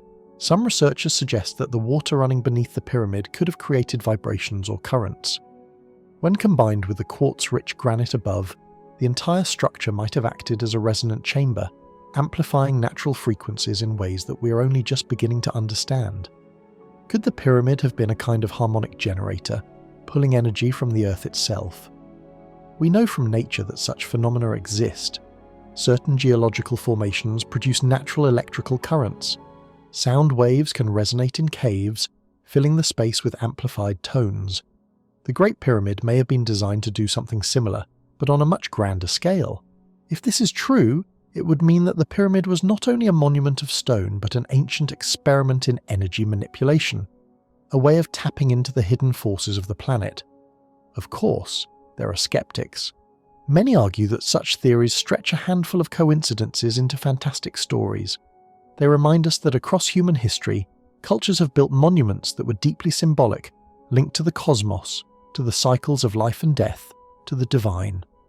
To them, the properties of granite are irrelevant, the insulating qualities of limestone meaningless, the flowing water beneath the pyramid nothing but a geological feature. And yet, even the skeptics cannot deny that the Great Pyramid stands apart. Its size, its precision, its enduring mystery sets it apart from all other ancient structures. Something about it defies easy explanation. The deeper one goes into the pyramid's enigma, the stranger the possibilities become. Perhaps the pyramid was not meant to produce electricity in the way we think of it today. Perhaps it created a different kind of energy, tied not to wires and lamps but to vibrations, sound and resonance. Ancient stories tell of the pyramids singing when the desert wind passed over them. Modern experiments have shown that the chambers within the Great Pyramid can amplify sound waves, creating resonant frequencies that can be felt as much as heard. Could the builders have been experimenting with acoustics, with sound as a source of energy? If so, it is a form of energy that we barely understand today, but one that they may have known intimately. Others notice how parts of the pyramid's design resemble modern technologies. The descending passage that cuts deep into the earth, the central chamber lined with crystalline stone, the carefully placed shafts and vents that align not only with the stars above but with forces of the earth itself, all of these echo aspects of power plants, hydroelectric systems, and resonant cavities used in laboratories today. Is this resemblance merely a coincidence, or does it point toward knowledge that was once known and then lost to time? Ancient legends add yet another layer of intrigue. Some old stories speak of the pyramids glowing, of them radiating light or energy. Many historians dismiss these accounts as poetic metaphors, symbols of divine power. But myths often preserve fragments of truth, distorted by centuries of retelling. Could such stories be the faint echoes of a real phenomenon? A memory of a time when the pyramids truly did shine with an energy we no longer understand? And if the pyramids were indeed power plants, what were they meant to power? Did they light up entire cities along the Nile, cities whose traces have long since been buried beneath the sands? Did they drive machines or technologies that are now forgotten, erased by the passing of millennia? Or was the energy not meant for practical use at all, but for something spiritual, perhaps to create a bridge between the mortal world and the divine, to open a channel between Earth and the stars? These questions remain unanswered, hidden deep within the stones. For every theory, there is a counter-argument. For every bold idea, a cautious dismissal. Yet the mystery remains. The pyramids provoke a curiosity that no other ancient monument can match. They invite us to wonder, to imagine, to dream. Standing before the Great Pyramid, one cannot help but feel awe. It towers above the desert like a mountain sculpted by hands long gone, a silent riddle written in stone. Was it truly just a tomb? Or was it something more? A machine that once pulsed with a hidden force, lighting up the desert night? Did the ancient builders unlock a source of energy thousands of years before modern humans discovered electricity? Or are we merely projecting our own modern desires and technologies onto a civilization whose genius lay in entirely different directions? The desert winds sweep across the stones, whispering no answers, only more questions. The sun sinks behind the horizon, and the pyramid looms in the fading glow, enduring, enigmatic, still holding its secrets. Perhaps it is not only a monument to the past, but a puzzle for the future, a challenge left by the ancients, daring us to look closer, to think deeper, to ask again and again. What if the pyramids were never meant to be tombs at all, but power plants from an age long forgotten?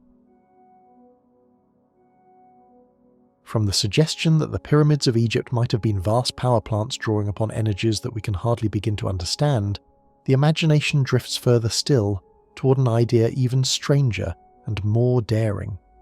It is an idea that reaches beyond stone and desert, beyond the physical earth itself, and stretches outward into the wide immensity of the universe. Among the most captivating and unsettling theories about the pyramids is the belief that they were never simply tombs for kings, nor only temples of worship, nor even machines for harnessing energy, but something entirely different. Gateways, doorways, passages to other worlds. In other words, the pyramids might have been stargates.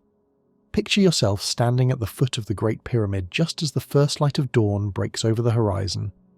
The golden sun slowly climbs upward, and its rays fall upon the gigantic limestone blocks, painting them in fire and brilliance. Each block is set in its place with astounding accuracy, and the whole structure is arranged with such deliberate order that its sides are aligned with the cardinal directions of north, south, east, and west. The precision is so remarkable that the pyramid deviates from true north by only a tiny fraction of a degree, so small that one can hardly believe it was achieved thousands of years ago without modern instruments. To most archaeologists, this careful alignment is explained as a symbolic gesture, a sign of the deep reverence the ancient Egyptians held for the heavens above them. They believed the sky was the realm of gods, and they sought to mirror its perfection in their works of stone. But others, those who do not stop at ordinary explanations, see something more in this accuracy. They see it not only as symbolism, but as calibration, as if the pyramid were tuned like an instrument to resonate with the forces of the cosmos itself. And if so, might this calibration serve not merely ritual purposes, but something of greater function, perhaps even the activation of a gateway? The very idea of a Stargate sounds at first like nothing more than science fiction. The type of story one finds in novels or films where human beings walk through shining portals to distant galaxies. And yet, when one studies the words and symbols left behind by ancient Egypt, the suggestion takes on an unexpected weight. Egyptian texts are filled with passages that speak of journeys beyond the earth, of doors in the sky, of pathways that the pharaoh must travel to join the gods among the stars. Inscriptions carved upon walls describe the soul of the king passing through gates of light to ascend to the heavens. The pyramid texts, some of the oldest religious writings known to humanity, mention stairways leading upward, celestial passages, and portals between worlds.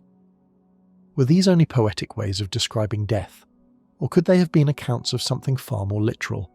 Could they have been describing journeys not only of the spirit but of the body itself, an actual passage from one dimension to another?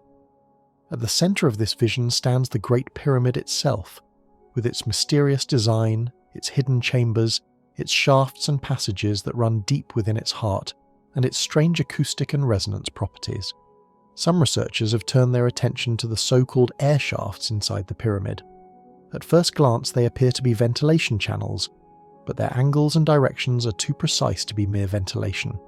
Several of them point directly toward important stars, such as the three bright stars of Orion's belt and the blazing star Sirius, both of which carried deep spiritual meaning for the Egyptians.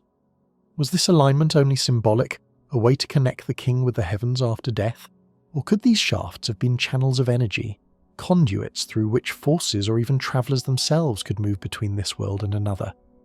The more one studies, the more one notices that this theme of doorways and gates is not limited to Egypt alone. Echoes of the same idea appear in cultures far removed in distance and in time. In ancient Mesopotamia, texts describe the gods travelling through special gates that were located at chosen points upon the earth. In the high Andes of South America, the Inca held sacred a mysterious stone carving known as the Puerta de Hayumaca, which was believed to be a doorway leading to the land of the gods. In modern-day Peru, this doorway still stands carved into the mountainside, silent and enigmatic, with legends claiming that it can be activated by a key of gold and that it leads to another world. Even in the lands of Palestine, whispers and legends continue about hidden gates among ruins and holy sites, portals where one might step from the realm of men into a higher domain. From culture to culture, the tale repeats itself.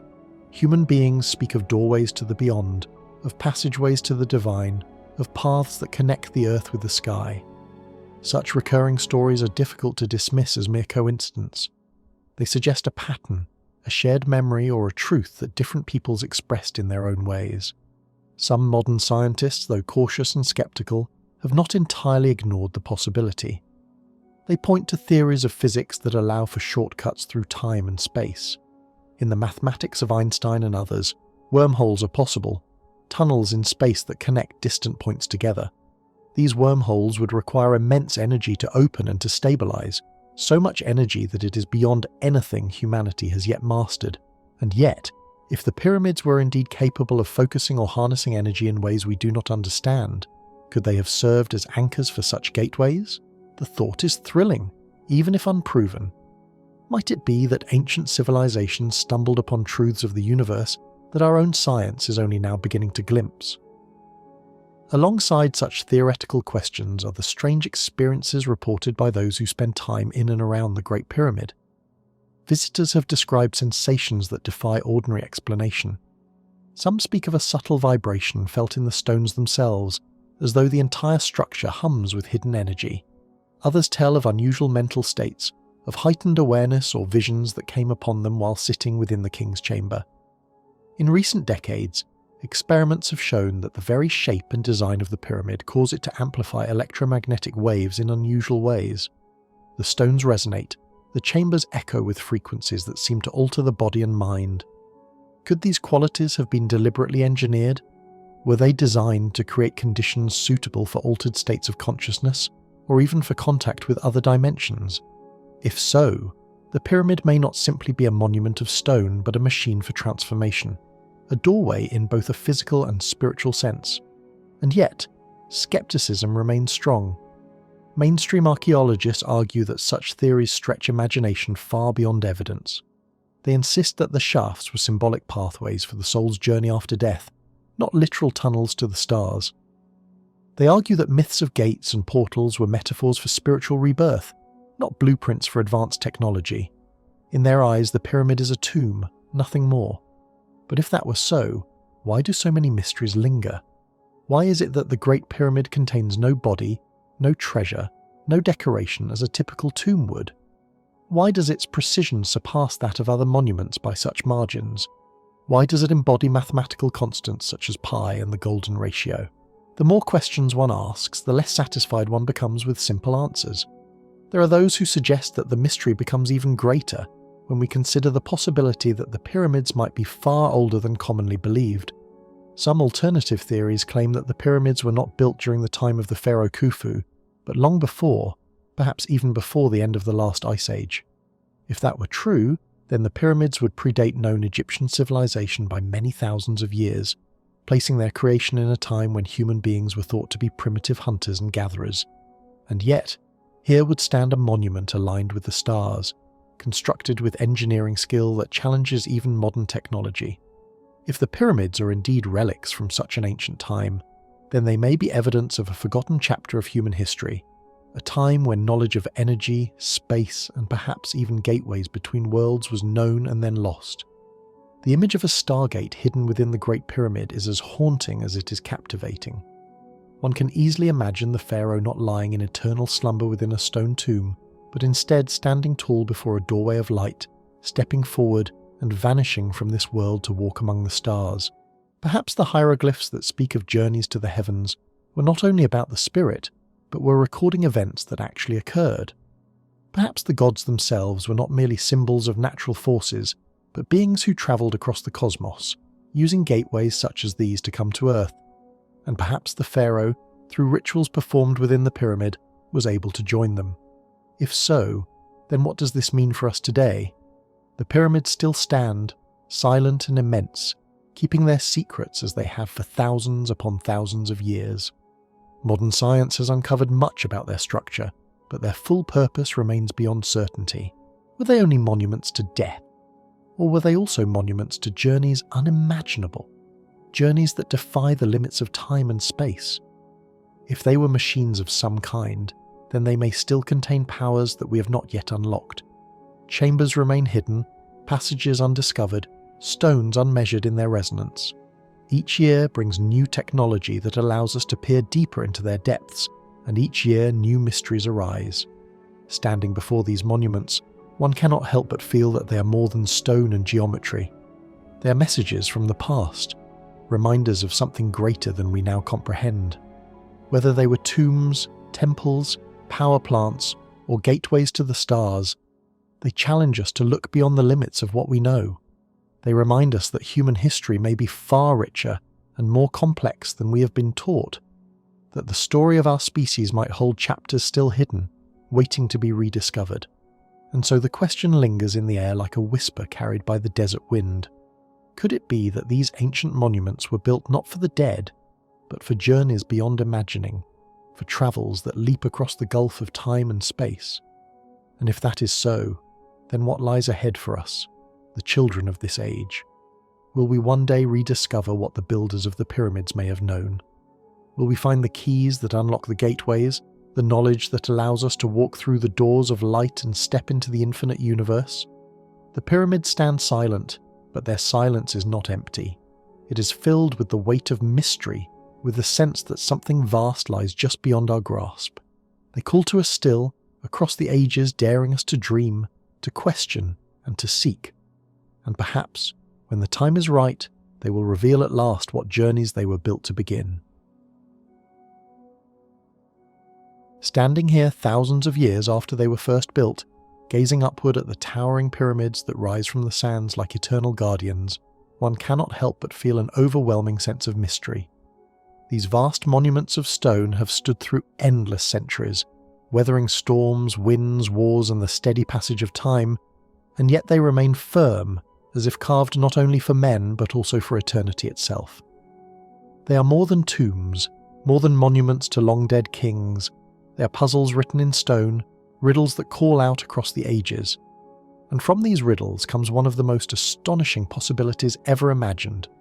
The thought that the pyramids were not merely tombs, not simply symbols of power, but communication beacons, structures designed to send messages across distances that defy comprehension, perhaps even beyond the Earth itself, into the great and endless sea of stars.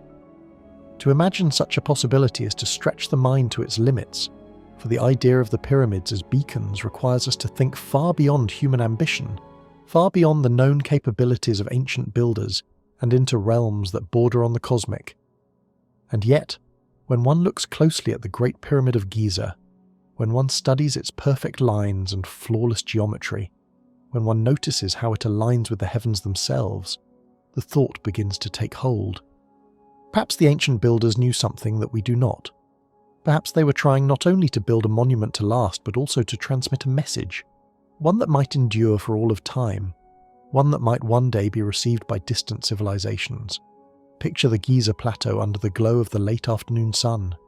The golden light pours across the desert, and the Great Pyramid stands tall, its massive bulk rising from the sand with such authority that it seems less like a man-made structure and more like a mountain carefully carved by the hand of some divine craftsman. The angles of its sides throw long geometric shadows that stretch across the sands in perfect symmetry. From afar it looks solid, immovable, eternal.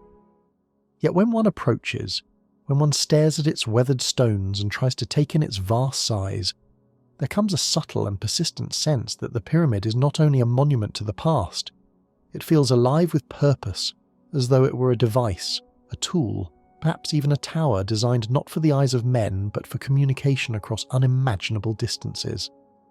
This astonishing idea is rooted not only in fantasy, but also in the undeniable mathematics and astronomy of the structure itself. The Great Pyramid is one of the most precise buildings ever constructed by human hands, or perhaps, as some believe, by something greater than human hands. Its base is almost perfectly square, its sides aligned with true north more accurately than many modern buildings, and its dimensions are so exact that even millimeters seem accounted for. More than this, its proportions appear to encode mathematical truths that transcend culture or time. Within its base and angles, scholars and researchers have found the values of pi and the golden ratio, numbers that appear again and again not only in human mathematics, but in the very fabric of nature, in the spirals of galaxies, in the patterns of seashells, and in the growth of plants. To find such numbers hidden within the pyramid stones raises the question, was this design chosen for beauty, or did it serve a practical purpose? Could it be that the pyramid was meant to use these numbers to resonate with the universe itself, sending information through harmonic vibrations, using geometry as a language to speak across the cosmos? Ancient writings seem to offer subtle hints that support such a theory. The pyramid texts carved onto the walls of later tombs and temples speak of pharaohs sending their words across the sky, of voices carried to the stars. To many, these are poetic ways of describing the soul's journey into the afterlife, but others argue that the words might be more literal than we think. What if those inscriptions were instructions, descriptions of an actual process of communication? What if the pyramids were meant not only to lift the pharaoh's spirit to the heavens, but also to send messages outward, to beings beyond the earth? If the pyramids were built before the Great Ice Age, as some theories suggest, then their builders may have possessed knowledge that we have long since forgotten. Knowledge of resonance, of energy, of how to send signals across space and time. The internal design of the Great Pyramid adds even more to this mystery. Inside its massive bulk lie passageways, chambers, and narrow shafts that defy easy explanation. Some of these shafts are angled with breathtaking precision, pointing directly towards specific stars such as Sirius and the Belt of Orion. Egyptologists have debated their purpose for centuries. Were they symbolic, meant to connect the dead pharaoh to the heavens? Or could they have served a more technical role? Modern experiments have shown that sound waves, vibrations, and even certain forms of energy can travel through these shafts in remarkable ways, bouncing and amplifying as though the stone itself were designed to guide and focus them. Could it be that these shafts functioned like antennas, focusing signals and sending them outward into space? If so, who were those signals meant for? Were they directed at gods, at distant civilizations, or at watchers from the heavens awaiting a reply from Earth? The mystery grows deeper when we look beyond Egypt and notice that pyramids appear across the world. In Mexico, at Teotihuacan, great pyramids rise with their own precision, aligned to celestial events. In Mesopotamia, step pyramids called ziggurats stood as sacred towers. In Mesoamerica, the Maya built pyramids with astonishing mathematical and astronomical accuracy. Even in far-off parts of the globe where cultures supposedly had no contact, pyramids rise from the earth, always with geometry, always with astronomical alignment. Could this be a coincidence? Or was it evidence of a global network, a web of communication towers spanning continents, designed to send messages across the earth and perhaps far beyond it? Could there have been a chapter of human history, now lost, when civilization shared knowledge, technology, and purpose in ways that we can scarcely imagine? A time when our ancestors built not only for survival, but for cosmic communication. Those who believe in the communication beacon theory point to unusual phenomena observed near the pyramids.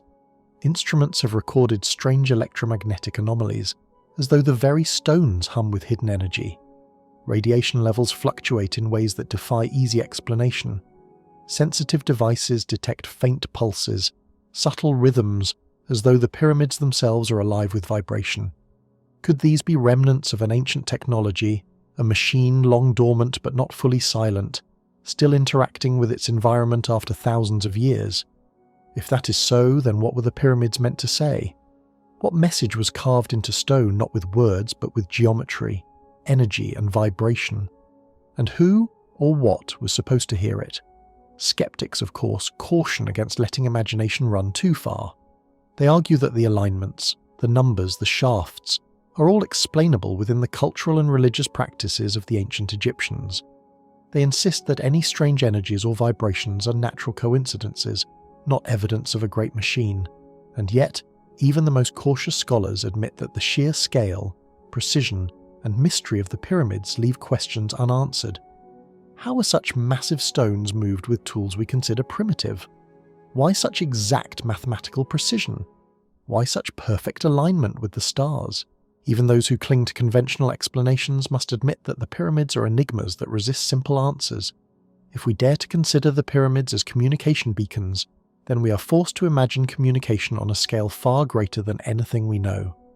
They may not have been mere symbols, but functional devices designed to bridge the gap between Earth and the unknown. They might have been built to send patterns, vibrations, or pulses, signals that could travel across the vacuum of space, readable only to those who knew how to perceive them.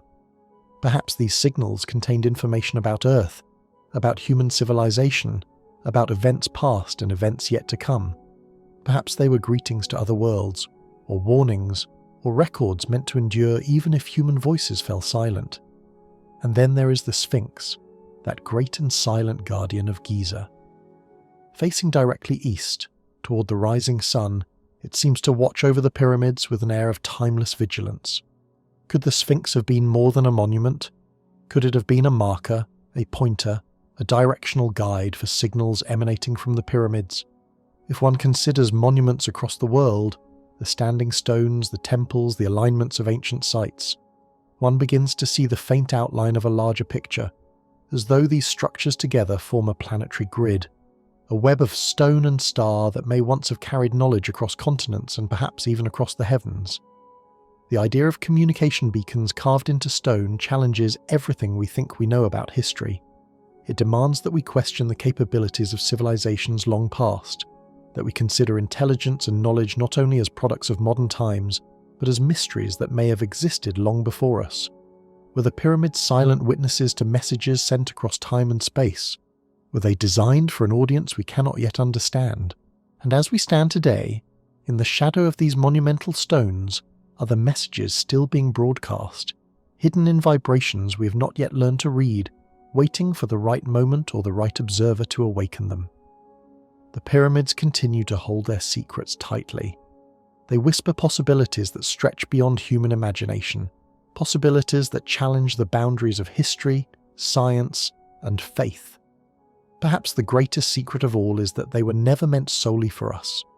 Perhaps they were built for eyes and ears that do not belong to mankind, for civilizations that wait among the stars.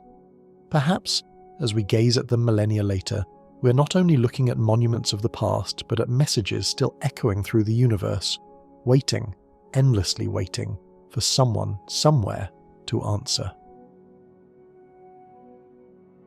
As the thought of the pyramids as communication beacons slowly fades into the desert air like a mirage vanishing at dusk, another idea begins to rise from the depths of speculation, one that is far more unsettling, and perhaps even frightening.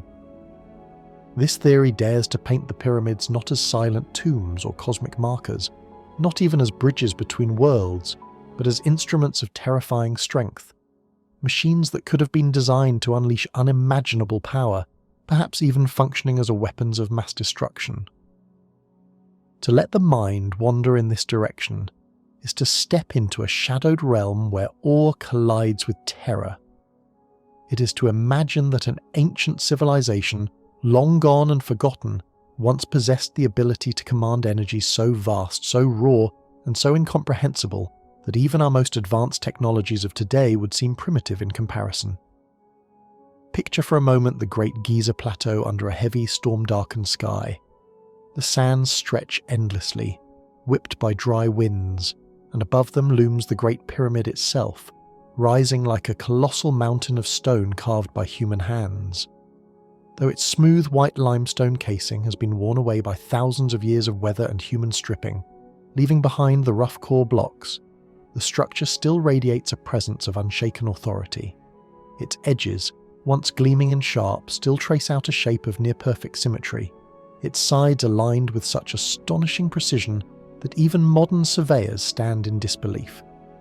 For ages upon ages, architects and archaeologists have marvelled at the skill required to raise such a monument with the tools of the distant past. Yet beyond the wonder of engineering, beyond the beauty of geometry and balance, there lurks a darker possibility, that the builders had a purpose far greater, far more dangerous than simple commemoration or symbolism. Some thinkers propose that these mighty stone giants were not simply places to honour the dead or symbols of divine kingship, but rather machines of purposeful design, machines built to control, to project and to manipulate forces that could be devastating if unleashed.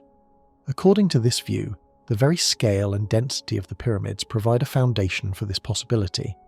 Consider the Great Pyramid itself. It is composed of more than 2 million blocks of stone, each one weighing on average about 2.5 tons. Some individual blocks are far heavier, reaching weights that even modern cranes struggle to lift. The arrangement of these blocks is not haphazard, not random, but calculated with such care that the structure achieves perfect stability, able to withstand thousands of years of earthquakes, storms, and the shifting of the desert floor. In the eyes of some, this precision and immense mass are more than feats of engineering. They are the deliberate shaping of matter into a form capable of focusing natural forces. In modern physics, it is understood that geometric forms can affect energy in unusual ways. A pyramid, with its sloping sides and pointed apex, is not merely a shape of aesthetic beauty.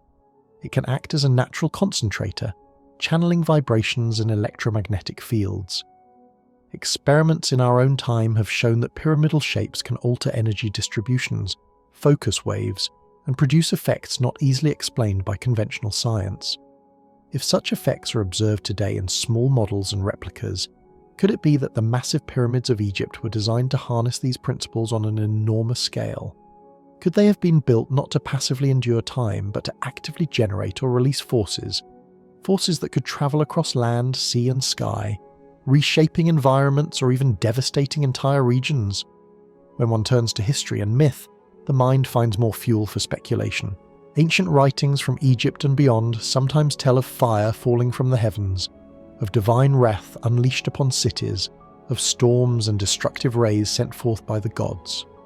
Traditional scholars often interpret these tales as allegory, symbols of moral lessons or dramatizations of natural disasters. Yet, if we strip away the layers of poetry and metaphor, what if these stories are faint memories of real events? What if they are fragmented accounts of technologies that could manipulate energy through resonance, geometry, or materials? If that is the case, then the pyramids may not only have stood as silent monuments, but may at times have come alive with forces capable of destruction.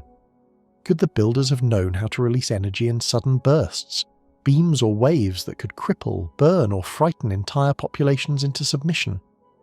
The alignments of the pyramids add yet another dimension to this mystery. The Great Pyramid is aligned almost perfectly to true north, a feat so precise that it still astonishes astronomers and engineers. Its sides correspond to the 4 cardinal points, and some shafts inside the structure point directly to particular stars in the heavens, such as Orion's belt or Sirius. Proponents of the weapon theory argue that this is no coincidence. Such alignments, they say, could have been designed to connect the pyramid with the energies of the Earth and the cosmos, capturing or amplifying natural flows of power. Perhaps the pyramid acted as a bridge between terrestrial forces and celestial ones, turning the planet itself into part of the machine. The narrow shafts and hidden chambers, often dismissed as symbolic or ritualistic in function, could then have served as conduits, channels directing power inward or outward. If so, then the pyramid would not be a static tomb but a dynamic device, a great engine sleeping in silence until activated. The choice of construction materials deepens the puzzle. The pyramids are built primarily from limestone, with vast chambers and passages lined with granite, and traces of basalt used in certain areas. These were not chosen randomly. Each of these stones has unique physical properties. Granite in particular is rich in quartz crystals. Quartz is known today to have piezoelectric properties, meaning it can generate electrical charges when placed under pressure. Modern devices use quartz crystals to keep time, to generate signals, and to create stable vibrations. Could the ancient builders have understood these properties in some form? If they did, then the placement of granite deep within the pyramid may not have been decorative or symbolic. It may have been functional, a key component in creating or amplifying energy flows. Combined with the sheer size and shape of the structure, this could have made the pyramid a kind of giant resonator, a machine capable of converting natural forces into something controlled and potentially dangerous. The theory grows even more unsettling when one looks beyond Egypt. Across the world, in lands separated by oceans and thousands of miles, ancient peoples built structures of strikingly similar design. In Mesoamerica, step pyramids rose in the jungles of Mexico and Guatemala, while in Mesopotamia, the ziggurats towered over the plains. Even in Asia, pyramidal mounds and temples can be found. These structures share geometric principles, a broad base narrowing to a peak, arranged with alignments to stars or cardinal points. Could this mean that ancient civilizations, though separated by time and distance, had access to a shared knowledge? Could they have all tapped into a hidden science of energy manipulation, one that is now lost to us? If this were true, then the pyramids of Giza might not stand alone as monuments of mystery. They would be part of a global pattern, a network of forgotten technologies wielded by civilizations wiped away by floods, cataclysms, or the passage of ages. Of course, most mainstream scholars push back against such ideas, labeling them pseudoscience or fantasy. Archaeologists generally maintain that the pyramids were tombs, ceremonial centers, or symbolic repositories of sacred knowledge. They argue that any observed phenomena, whether strange acoustics, unusual energy readings, or alignments, are coincidental or can be explained by natural forces. Yet even skeptics admit that enigmas remain. The sheer precision of construction, the mathematical relationships built into the dimensions, the astronomical orientations, all these hint at a level of intent and knowledge that goes far beyond what is typically attributed to early Bronze Age societies. If so much care was poured into the design, can it truly be dismissed as nothing more than burial architecture? Might there not have been another, more powerful reason behind it all?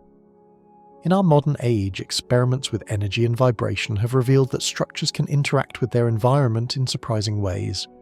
Sound waves at certain frequencies can shatter glass. Vibrations can disrupt electronic equipment or set entire buildings trembling. Waves passing through water or air can amplify into destructive forces. If these effects are possible today with relatively simple tools, what might a pyramid of millions of tons, shaped with uncanny precision, have been able to accomplish? Could the builders have known how to tune the pyramid so that it vibrated in resonance with the Earth itself, magnifying natural forces until they could be released as devastating energy? If so, the pyramid may have been more than a monument. It may have been a weapon, a defensive shield, or a tool of conquest, a deterrent designed to keep enemies at bay, or something even beyond human imagination. And so, As one walks across the sands of Giza, the mind cannot help but return to these possibilities. The pyramids stand silent, yet their silence is heavy with suggestion. Were they truly tombs for kings, meant only to honour the dead? Or were they, in some forgotten age, active machines capable of channeling powers that could reshape landscapes and terrify nations? Were they turned on once long ago, unleashing a catastrophe that erased civilizations from memory, leaving behind only the stories of fire and wrath that filtered into myth? Or are they still sleeping machines, lying dormant under the desert sun, waiting for conditions to awaken them again? The thought lingers like a shadow across the imagination. If the pyramids were ever intended as weapons of mass destruction, then their creators possessed knowledge of the cosmos far beyond ours. They understood forces we barely glimpse in laboratories. They harnessed geometry, stone, and star alignments to command energies we cannot yet reproduce. If this is true, then the pyramids are not only relics of the past, but warnings from it. Monuments to a time when human ambition reached for the power of the gods, and perhaps paid the price. Beneath the shifting sands, beneath the ceaseless wind, beneath the weight of thousands of years, the pyramids endure. They stand majestic and inscrutable, guardians of mysteries that defy history, science, and imagination. And as the sun sets behind their massive silhouettes, casting them into towering shadows, one is left to wonder, what forces remain locked within them? What knowledge has been lost to the ages, buried in stone and silence, waiting to be discovered, or waiting, perhaps, never to be awakened again? As the murmurs and speculations about the pyramids being terrible weapons fade like dust carried away by the desert wind, another theory rises quietly, a theory more subtle, yet far more mysterious. It whispers that these monuments of stone were not only machines or great signals, but vast repositories of life itself, ancient vaults holding the very essence of existence. Picture the desert stretching endlessly in every direction, golden dunes rolling under the pale sun. Upon the Giza plateau stand the colossal pyramids, towering like stone guardians planted firmly against time. Their sharp shadows crawl across the shifting sands, as though reaching for eternity itself.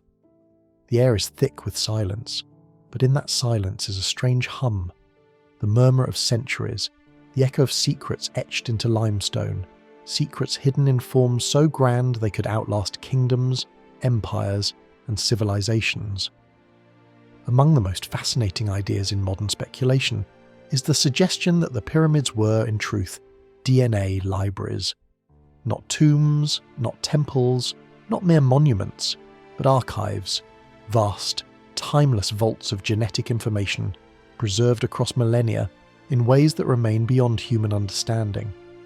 This theory begins with the astonishing precision of their construction. Each massive stone block, cut with care and set in place with uncanny perfection, forms an architecture of strength and stability unmatched by any other ancient work. Within their interiors, conditions are remarkably constant. The air is dry, the temperature steady, the environment largely unchanging even after thousands upon thousands of years. Could this design have been deliberate? Could the builders have created the perfect environment to protect fragile biological material, tiny threads of life itself, against the decay of time? Some researchers, stepping boldly beyond the accepted boundaries of archaeology, suggest that the builders, whoever they truly were, might have known secrets of genetics or biology far earlier than human history officially allows. Perhaps tens of thousands of years before what we call recorded civilization, there existed knowledge of life sciences, of DNA, of the blueprint of life itself. If so, then the pyramids may not have been built as tombs or temples, but as vaults, silent, immovable structures safeguarding life for generations yet unborn, or perhaps even for civilizations that had not yet risen on Earth. Supporters of this strange yet mesmerizing idea often point toward ancient texts, carvings, and hieroglyphs. Many of these have long been dismissed as mere symbols or myths, but some see them differently. Figures etched into stone stand in positions that, to certain eyes, resemble anatomical diagrams rather than sacred poses. Patterns carved on walls, once thought of as decoration, may in fact encode instructions, sequences, or even fragments of a genetic language waiting to be deciphered? Could the hieroglyphs themselves, alongside the careful alignments and chamber structures, form part of a system meant to preserve and store the complexity of biological information? Could stone itself have been made into a vessel for life's blueprint? The theory grows even more intriguing when one considers the geometry and alignment of the pyramids. The Great Pyramid of Giza, so perfectly aligned with the 4 cardinal points and its narrow shafts pointing directly towards specific stars, reveals knowledge of the heavens beyond simple stargazing. Was this astronomical precision only for spiritual or ritual purposes? Or could the alignment itself have played a role in maintaining or energizing whatever was hidden inside, stabilizing, protecting, or even activating the genetic material encoded within? Some imagine the interaction of cosmic rays, electromagnetic fields, or subtle streams of energy flowing from the stars, working together with the massive stones to preserve delicate molecular structures across ages. In this light, the pyramids become something greater than architecture. They become instruments of bioarchitecture, machines of life, not just monuments of stone. This idea gains more depth when we remember that pyramids are not unique to Egypt. Across the world, from the step pyramids of Central America to the ziggurats of ancient Mesopotamia, similar shapes and designs appear. Cultures separated by oceans and centuries created structures that echo one another. Could this be a coincidence? Or does it hint at a shared ancient knowledge, perhaps passed down from a forgotten civilization, a global understanding of how to preserve life itself? If the pyramids truly were DNA libraries, then humanity must rethink the knowledge of the ancients. Such structures would represent not only mastery of stone and mathematics, but also a blending of sciences far ahead of their time: biology, physics, astronomy, and information storage, all united into one design. Modern science is only now beginning to explore ideas that echo these possibilities. DNA, we know today, can remain stable for astonishing lengths of time if the right conditions are preserved: cool temperatures, dryness, and protection from radiation. Cryopreservation, used in today's laboratories, relies on similar principles, freezing genetic material to last for thousands of years. Could the pyramids have been natural, passive versions of such technology, designed not with electricity or machines, but with geometry, stone, and alignment with the heavens? If so, then their purpose might have been nothing less than the preservation of species, perhaps plants, animals, even humans, across disasters like floods, ice ages, or the collapse of civilizations. They may have been Noah's arks of stone, preserving the seeds of life in case the Earth was struck by catastrophe. And yet, as compelling as this theory appears, mainstream archaeology and biology remain unconvinced. To this day, no conclusive evidence of preserved DNA has ever been discovered within the pyramids. Their inner chambers lie mostly empty, containing only funerary relics, symbolic objects, or remains thought to be royal burials. Critics dismiss the DNA library theory as poetic imagination, a projection of modern fascination with preservation onto structures whose original purposes may have been very different. But the questions refuse to vanish. Why such incredible precision? Why such enduring stability? Why such vast effort across generations of workers? Could all of this have been for something far greater than the burial of a single king? If one allows imagination to wander, the implications are breathtaking. What if entire species were recorded and stored within? What if the builders archived humanity itself, encoding genetic sequences to survive the rise and fall of civilizations? Or perhaps the pyramids held the genetic essence of countless life forms, a manual for restarting life should the world collapse. This idea reshapes not only how we view the pyramids, but also how we think of ourselves. To consider them as DNA libraries is to reconsider what it means to be ancient, what it means to be human, and how knowledge might leap across vast stretches of time. Walking among them today, standing in the shadow of their vast forms, one feels the weight of mystery pressing down. The stones themselves seem heavier, as if burdened with invisible information. Their silence feels alive, as though each block holds a whisper from forgotten ages. Could it be that hidden within their stones is a coded message, not of words or symbols, but of molecular sequences, the secret instructions of life itself? Could their alignment with stars, their harmony with the Earth's energies, and their eternal silence have been part of a design to maintain a library far beyond human imagination? The mystery hangs in the air like heat over the desert. If the pyramids are truly DNA libraries, then the most haunting question arises: who placed the genetic blueprints there? Was it ancient humanity, far wiser than we dare admit? Was it a civilization erased by time, or perhaps visitors from beyond our world? And who were the intended recipients, future humans or beings not yet born? The pyramids remain, immovable and eternal, their stones weathered yet unbroken. They are guardians, keeping their secrets sealed within. As the sun dips low in the western sky, casting the Great Pyramid into deep shadow, one cannot help but feel a sense of awe.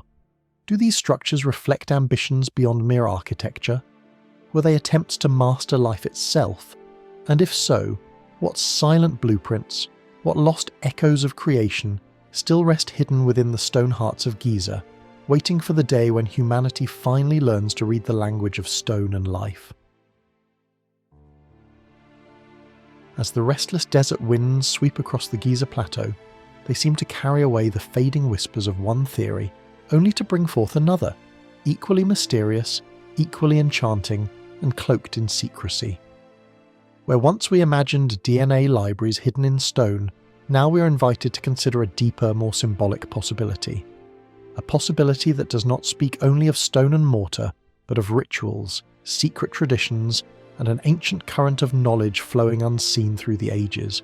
The pyramids rise in silence, colossal and unmoving, their presence as steady as the march of centuries. They stand like watchmen over the desert sands, as if keeping guard over secrets too great to be spoken aloud. Every block bears the weight of millennia, and though their surfaces are weathered and worn, the awe of mystery has not faded.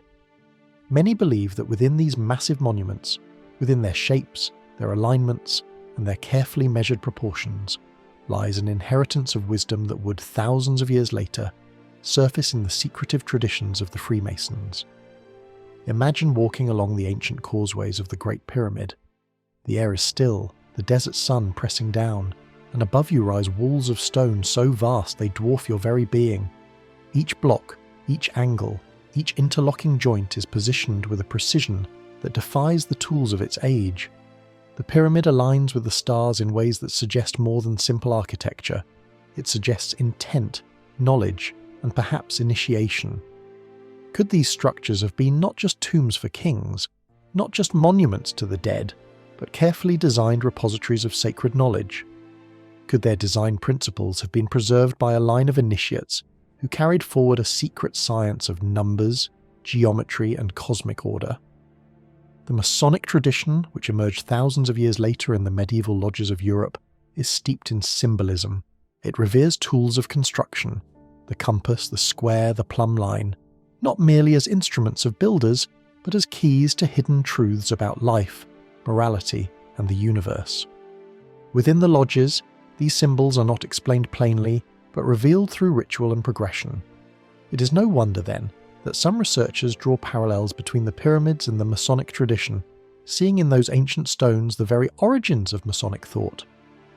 Within the Masonic lore, symbols abound, the all-seeing eye, the twin pillars of wisdom, the compass and the square, all pointing toward a worldview that values balance, order, and hidden knowledge. Now imagine standing before the pyramid complex. The proportions are deliberate, the angles exact, the chambers measured according to ratios that echo the sacred geometry found in nature. Certain shafts align not randomly, but directly with important stars, almost as if guiding the observer's eyes toward the heavens. Could these subtle designs be the faint remnants of an ancient esoteric culture? One that believed knowledge was to be protected and revealed only to those who proved themselves worthy? If so, the pyramids themselves may have been teaching tools, not through books or scrolls, but through experience. By moving through their passages and chambers, by witnessing the shafts of light, by feeling the weight of symmetry and proportion, initiates may have been taught the great lessons of the cosmos, of mathematics, of the harmony of life. The architecture itself becomes a silent teacher, its walls whispering truths to those who know how to listen. Historical parallels make this idea even more intriguing. Across the world, from the towering ziggurats of Mesopotamia to the step pyramids of Mesoamerica, we find civilizations building vast monuments with ritualistic precision. These structures were more than practical. They were symbols of cosmic order, stages for ceremonies, bridges between earth and sky. Could it be that the pyramid builders of Egypt were part of this greater ancient tradition? A tradition where construction was not just labour, but initiation, where every brick carried symbolic meaning, and where only the initiated truly understood the hidden lessons encoded in stone. If so, then the pyramids were far more than burial chambers or astronomical markers. They were living temples, classrooms carved from stone, where the few chosen were guided through a journey both physical and spiritual. The very layout of the Great Pyramid seems to support this. The descending passage leading into darkness, the ascending passage climbing toward light, the vast grand gallery stretching upward with majestic height, the king's chamber at the heart, and the queen's chamber lower yet equally precise. Each space may represent not just architecture, but a stage of progression, an initiatory path for the soul. For the Masonic tradition, the journey is one of ascent, moral ascent, intellectual ascent, a climbing toward wisdom and enlightenment. Could the pyramid itself have been designed to embody this very journey, to lead its initiates through a symbolic rite of passage? The shafts pointing toward stars may have symbolized the soul's journey beyond the earth, while the grand proportions of the chambers may have reflected the order of the cosmos itself. Even the carvings and inscriptions add to the mystery, hieroglyphs of gods, of sacred animals, of cosmic events, arranged not haphazardly, but with symmetry and intent. Could these images be more than mere religious myths? Could they be coded systems of memory, teaching tools, perhaps even instruction manuals for initiates who could read their hidden meanings? To the uninitiated, they may look like stories. To the initiated, they could be maps of truth. If the pyramids are indeed ancestors of the Masonic tradition, then their silent stones preserve a science not only of architecture but of the human soul. They would represent a bridge between humanity and the cosmos, a system designed to preserve truth against the erosion of time. For even as empires rise and fall, even as languages change and kings are forgotten, stone remains, geometry remains. The sun still rises, the stars still wheel across the heavens. Knowledge written into the very fabric of the earth and sky cannot be easily erased, and yet the proof remains elusive. Historians and archaeologists warn us not to confuse correlation with causation. The fact that Masonic symbols resemble ancient motifs does not necessarily mean there is a direct connection. Still, the similarities are too striking to dismiss. Across continents and millennia, humanity has preserved certain shapes, certain symbols, certain rituals. The consistency suggests a thread, a golden thread of secret knowledge, passed carefully from hand to hand, age to age, builder to builder. If this is true, then the pyramids were not simply monuments to kings. They were messages to the future, blueprints of philosophical and ethical principles encoded in stone. They may have been designed to survive floods, wars, and the slow erosion of centuries, standing as eternal reminders of balance, harmony, and the ascent of the soul. Walking among the pyramids today, you feel it, that tension between what is seen and what is hidden. The visible stones tell one story, but the silent geometry whispers another. Every weathered block raises questions not only about who built them, but why. Was it ambition? Was it survival? Or was it a desire to leave behind a message that could outlast time itself? Some even suggest that the origins of this secret knowledge reach back before written history, perhaps even before the last great ice age. If so, the Freemasons and their symbols are only the latest inheritors of a wisdom that has flowed like an underground river across human civilization. A wisdom of balance, geometry, and sacred truth. The winds sweep across the plateau, brushing the faces of the ancient stones, carrying with them the echoes of long-dead builders. They may have been kings, priests, or initiates, but their work remains steadfast against the sky. The pyramids stand not only as monuments of stone, but as guardians of silence, as if daring us to look deeper, think harder, and wonder endlessly. For perhaps the greatest secret of all is not what the pyramids were, but what they continue to awaken in the human mind: curiosity, imagination, and the eternal quest for hidden wisdom. The golden sands of the Caesar Plateau have always seemed to hide more than the secrets of ancient kings and pharaohs. For thousands of years, these shifting dunes have concealed mysteries that stretch far beyond what history books and archaeological records can fully explain. When the blazing Egyptian sun dips behind the horizon, casting long, almost endless shadows across the Great Pyramid, the scene itself feels alive with ancient whispers. The silence of the desert, broken only by the faint wind, seems to breathe out questions that have haunted dreamers, scholars, and seekers of hidden truths for centuries. Standing before these monumental structures, one cannot help but feel that the pyramids are more than lifeless stones. They are living guardians of forgotten wisdom, immense libraries in stone, whose pages must be read not with ink but with the eyes of imagination and the language of symbols. Over the centuries, countless theories have been proposed about the meaning and purpose of the pyramids. Some have seen them as tombs for mighty rulers. Others have imagined them as colossal power plants, instruments of cosmic energy, or even beacons meant to connect humankind with distant worlds beyond the stars. Yet, among the many ideas, there is one that has captured the curiosity of those who dwell in the shadows of history. The theory that the pyramids are connected in some mysterious way with the secretive organisation known as the Illuminati. To many, this might seem like a strange pairing, for the Illuminati officially appeared thousands of years after the pyramids were built. But theories of hidden knowledge, secret codes, and powerful symbols often bridge vast spans of time, weaving connections where mainstream history dares not look. The Illuminati itself, as recorded in the history of Europe, was founded in the year 1776 in the heart of Bavaria by a man named Adam Weishaupt.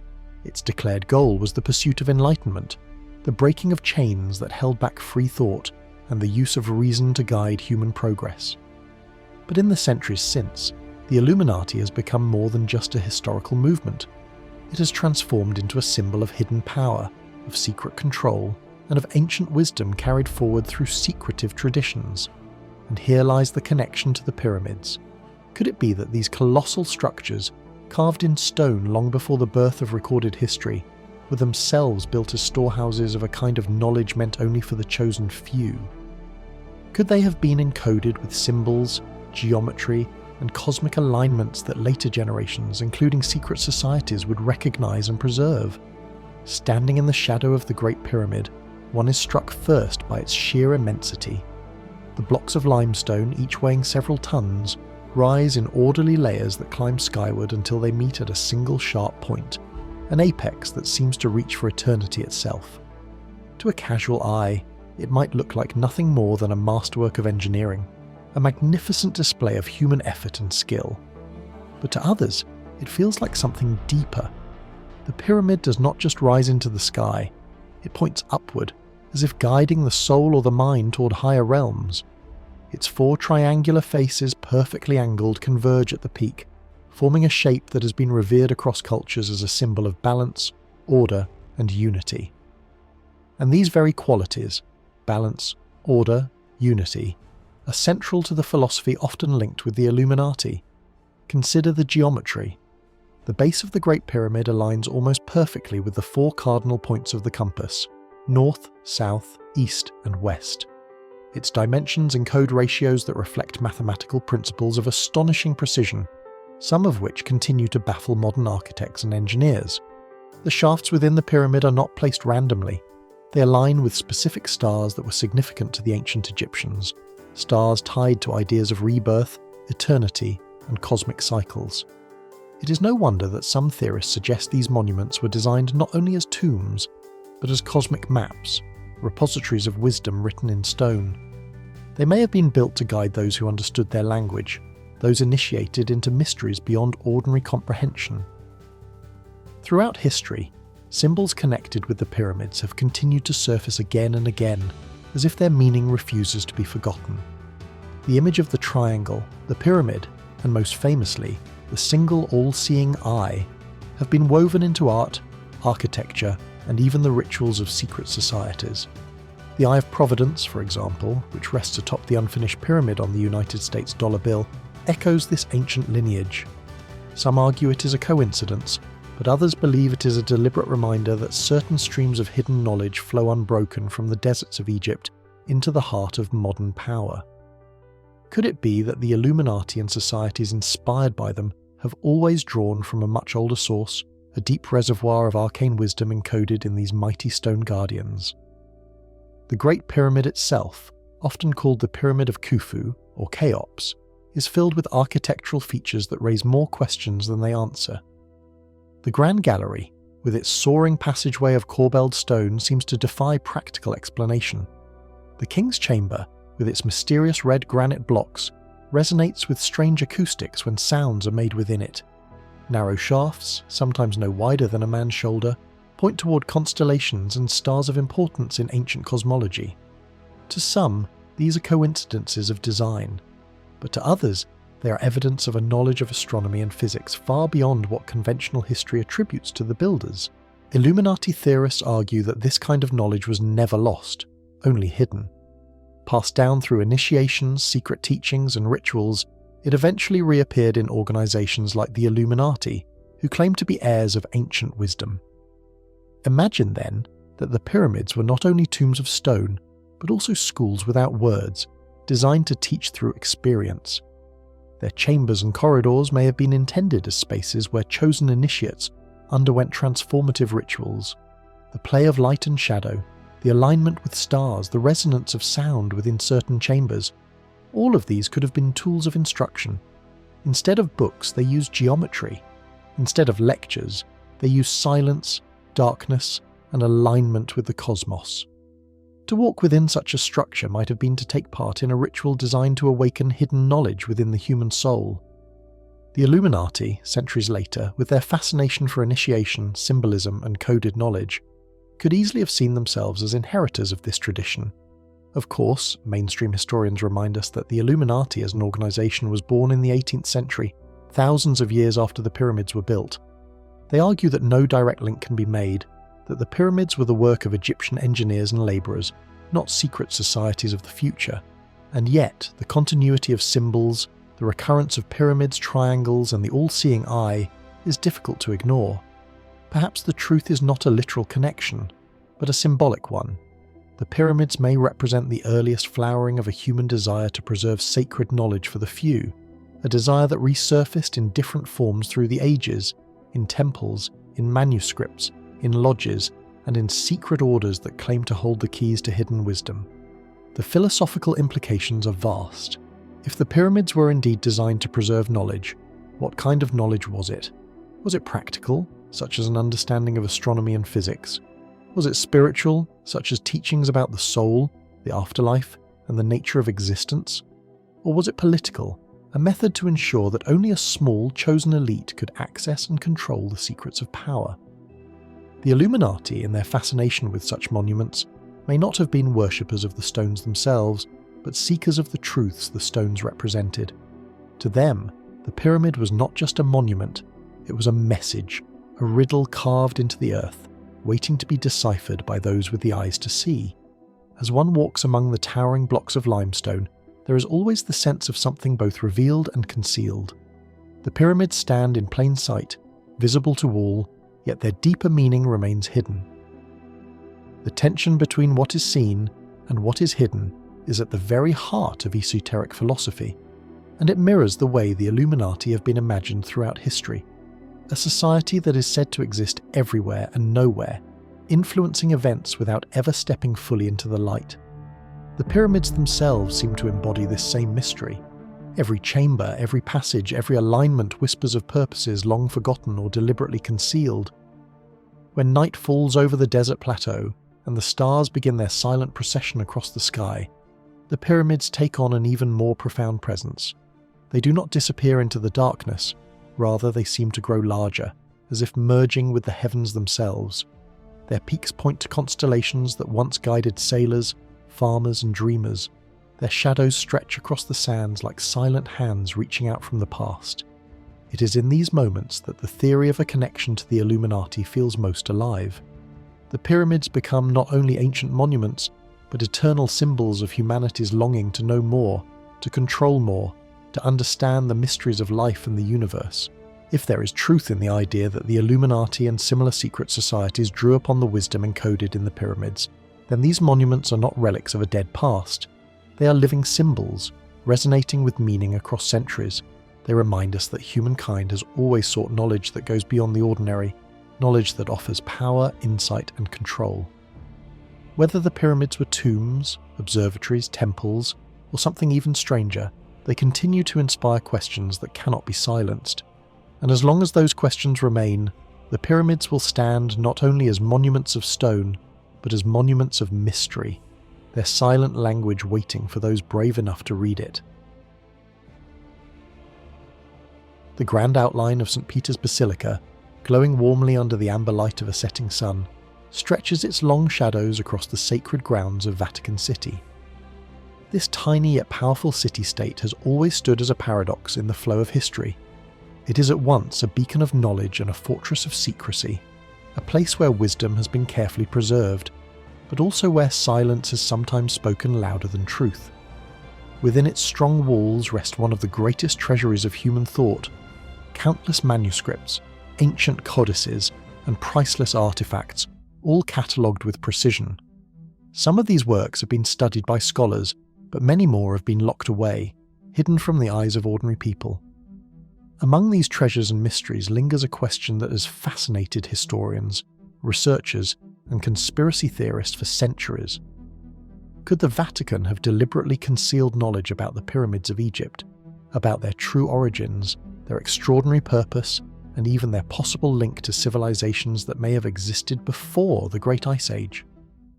To begin to grasp the weight of this question, one must consider the scale of the Vatican Library itself. Founded during the 15th century, this library has grown into a vast ocean of writings gathered from across every corner of the known world. It holds volumes on theology, philosophy, astronomy, and natural science. It also preserves reports from explorers, records from the ancient world, and carefully written treatises on architecture, mathematics, and the mysteries of the cosmos. Among these immense shelves are whispers of Egypt's legacy. Scholars have pointed out that ancient Egyptian manuscripts, sometimes originals, sometimes copies, sometimes translations, were indeed stored, studied, or catalogued within this collection. Yet access to them has always been heavily restricted. For centuries, only a select few were permitted to read certain works. This raises the possibility: could some of these manuscripts have contained advanced knowledge hidden within the pyramids? Knowledge so striking that it might have contradicted accepted teachings, unsettled timelines, or threatened the authority of prevailing beliefs. The intrigue grows deeper when we think of how the Church has shaped history itself. For hundreds of years, the Vatican was not only a guardian of knowledge, but also a powerful hand in deciding what parts of history were to be told, remembered, or taught. Accounts that did not match biblical chronology were often adjusted, ignored, or dismissed altogether. In this light, the pyramids stand as a profound challenge. Their vast size, their precision, and their mystery all seem to defy the accepted narrative of when civilization began. If these structures were older than the official timeline of human history suggests, then what would that mean for the established story of creation, human progress, and divine guidance? Could it be that the Church, conscious of its duty as keeper of faith, chose, consciously or unconsciously, to veil certain truths? Hints of hidden knowledge appear scattered across the records of history. Strange references to lost civilizations, puzzling travel journals, and the careful cataloguing of unusual symbols all suggest that there was information that was seen as too dangerous, too revolutionary, or too unsettling to be shared with the wider world. Some researchers have gone as far as to claim that the Vatican, fully aware of the pyramids' astonishing accuracy, their perfect alignment with the stars, and their mysterious astronomical design, deliberately classified certain manuscripts as heretical, mystical, or irrelevant. By doing so, they effectively shielded the public from ideas that might shake the foundation of centuries-old religious and historical traditions. Yet suppression does not necessarily mean malice. It is just as possible that the Church's careful secrecy was born from caution rather than deceit. Imagine for a moment the discovery of an ancient manuscript that described techniques of levitating stone, harnessing sound resonance, or achieving perfect celestial alignment. Knowledge such as this, if revealed without context, could be twisted, misused, or misunderstood. It might cause confusion, fuel dangerous cults, or ignite political and religious turmoil. From this perspective, the selective restriction of certain texts may have been seen not as censorship, but as protection, a way of ensuring that only those who were ready and capable could safeguard such wisdom. But here lies the heart of the mystery. How much of this knowledge was purposefully hidden, and how much simply vanished with the slow decay of centuries, through war, fire, flood, or bureaucratic neglect? Modern researchers have tried to fill these gaps using indirect methods. They analyse old texts, interpret symbols carved into the walls of cathedrals, and compare notes from explorers who visited Egypt long before the pyramids became a subject of worldwide fascination. Each new discovery sparks even more questions than answers. Some Vatican documents, though veiled in obscure language, hint at the pyramids' astonishing geometry and astronomical meaning. Repeated mentions of secret chambers, hidden passages, and concealed knowledge suggest that the very stones of the pyramids may be libraries of their own, encoding information for future generations to one day unlock. Was it possible that the Church realized the pyramids contained wisdom equal to or greater than its own archives, and so chose to keep this information controlled? Did they fear that releasing it to the public would invite chaos, heresy, or doubt in the carefully built story of humankind's rise? The picture becomes even more complex when one considers the tension between faith and science. The Vatican has often been a paradox. While it has preserved priceless works of classical science and supported astronomical research, indeed, Vatican observatories have made great contributions to star charts and cosmology.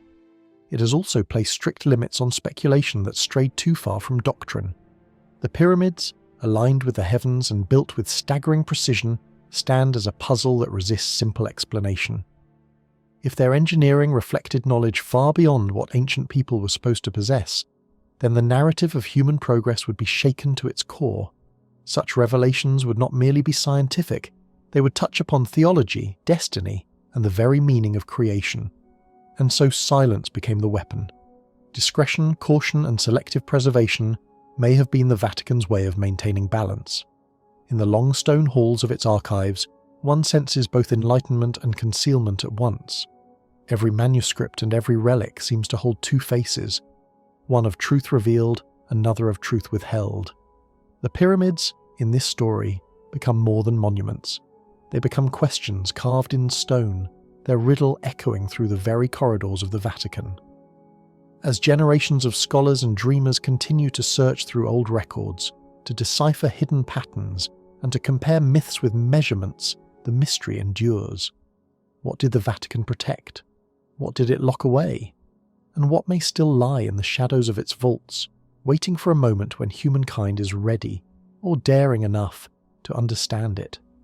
As the evening light fades, and the mighty stones of St. Peter's Basilica sink into shadow, a strange image takes shape. The pyramids of Giza and the Vatican archives standing as though in silent conversation, separated by deserts and seas yet joined by mystery. Across millennia, knowledge has been recorded, preserved, and perhaps deliberately veiled. A hidden thread winds through time, binding manuscripts, codices, and the stones of the pyramids themselves, and so the question lingers, unresolved and haunting. What truths lie buried, waiting patiently to be uncovered by those who refuse to accept silence as the final answer? As one draws closer to the towering Great Pyramid of Giza, the immense limestone blocks, smoothed by more than 4,000 years of relentless desert winds, seem almost to breathe with a memory older than nations, older than kings, older than our very imagination. The air itself feels heavy, filled not only with sand and heat, but also with a weight of history that presses down like an invisible hand. This monument, one of the most famous creations of humankind, appears familiar at first glance, yet beneath its vast stones, many believe, lies something far less familiar, something unsettling, something that could transform everything we thought we knew about life and our place in the universe. Whispers linger like desert echoes, spoken in quiet conversations between scholars, carried in bold claims of speculative researchers, and passed on in rumours that never seem to fade, that the pyramid may hide chambers long sealed away. These hidden spaces, they say, could contain evidence not born of this earth. The idea is extraordinary.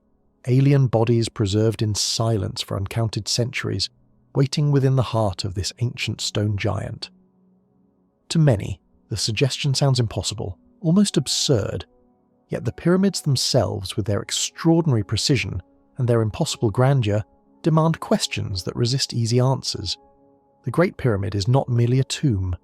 It is aligned with the stars so perfectly, its dimensions calculated with such unearthly care, that it radiates an intelligence beyond the tools and techniques we usually attribute to ancient civilizations. Could it be that the hidden chambers within were never meant for kings alone? Could they have been designed as vaults, not for earthly treasures, but for something or someone far beyond our world? Modern scientists, using methods as advanced as muon tomography, an imaging technique that peers through stone using cosmic particles, have discovered strange voids inside the pyramid.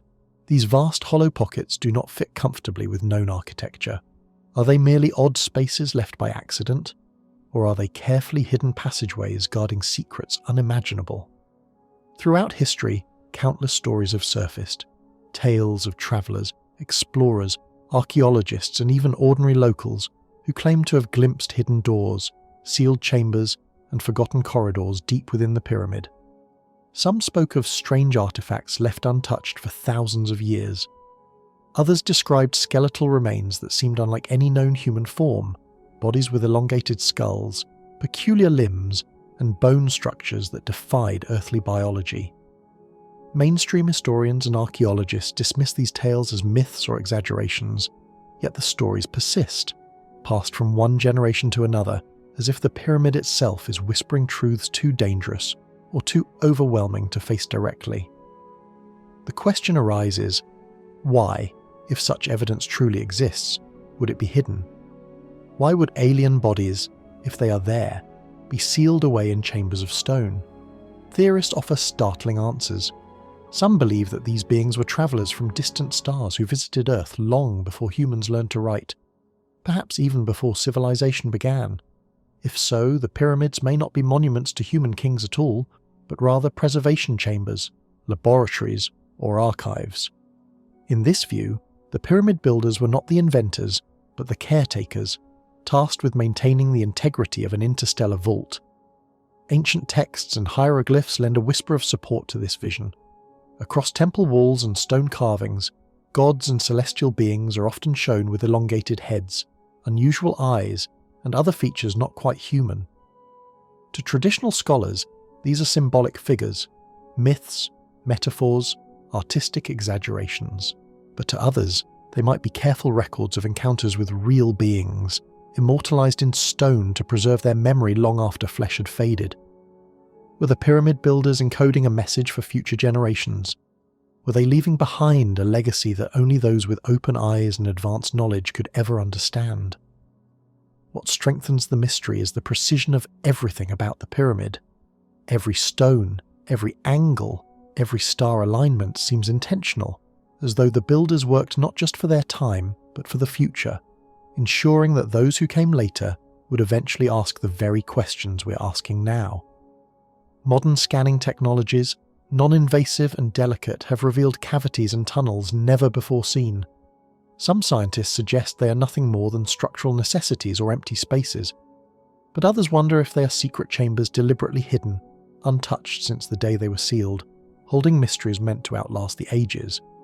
If alien remains do lie within, they may have been placed there with purpose, to preserve them through the passing of ages, hidden by stone, dust, and silence until the time was right. The implications of such a discovery would be earth-shattering. To uncover alien bodies inside the pyramid would mean rewriting not only human history, but the very story of life itself. It would prove that humanity has never been alone, that we have been visited, perhaps even guided by minds from other stars. Were these beings teachers, offering wisdom and technology? Were they scientists observing humanity's growth? Or were they simply visitors, explorers who left behind traces of their presence in the sands of Egypt? Every answer leads only to more questions, pulling us deeper into mystery. And yet, for all our scanning, for all our technology, the pyramids remain silent. Their stones do not speak. Their corridors echo with emptiness. No direct testimony has yet been found, but the anomalies in construction, the persistence of legends and the evidence of hidden voids suggest that something extraordinary may indeed lie concealed, something the builders wanted to protect across the span of millennia. Perhaps the pyramids themselves are not only tombs or monuments but tests.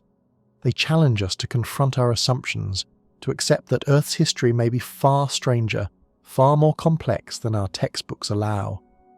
They invite us to imagine that humanity's story is interwoven with forces, beings and events beyond the ordinary. And so the search continues.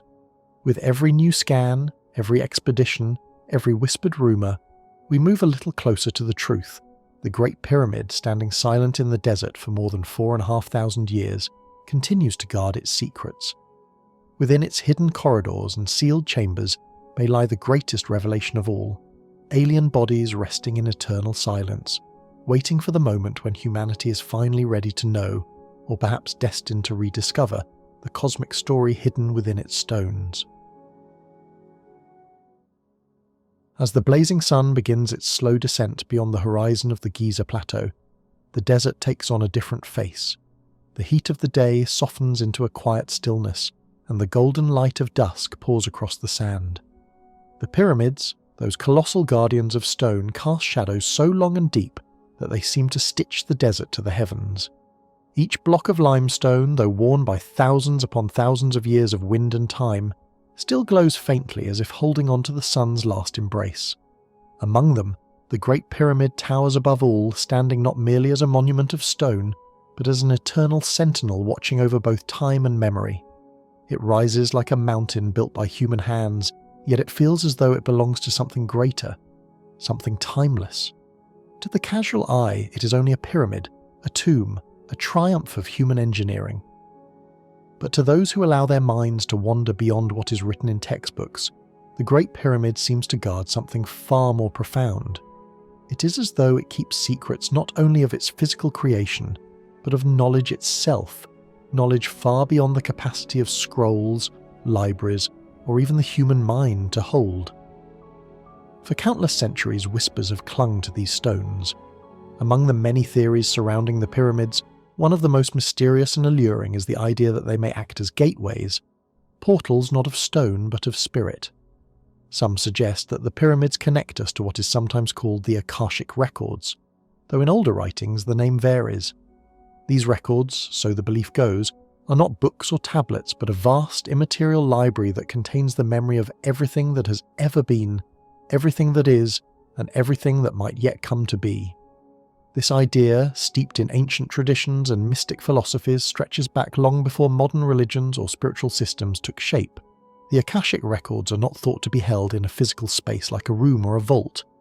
Instead, they are imagined as an energetic archive, an invisible storehouse that can only be accessed through consciousness itself. In this realm, every thought, every action, every moment of history and possibility is said to be encoded like patterns written into the very fabric of existence.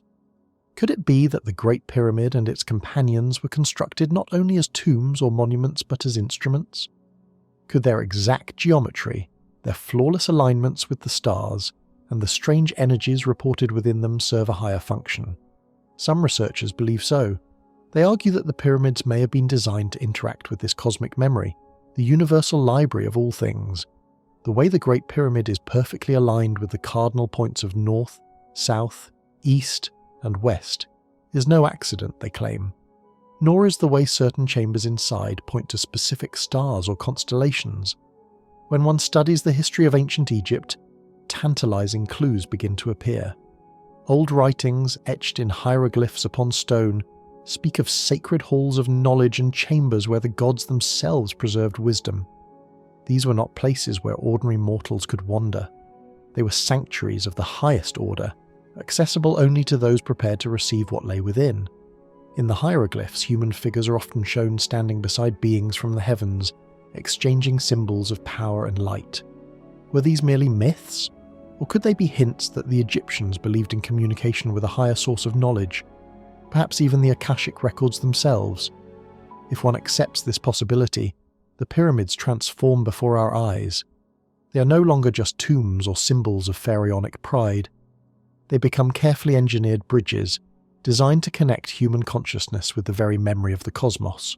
Even in modern times, science has not been able to fully explain certain phenomena within these structures.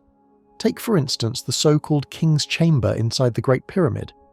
Researchers have noted that this chamber has unusual acoustic properties.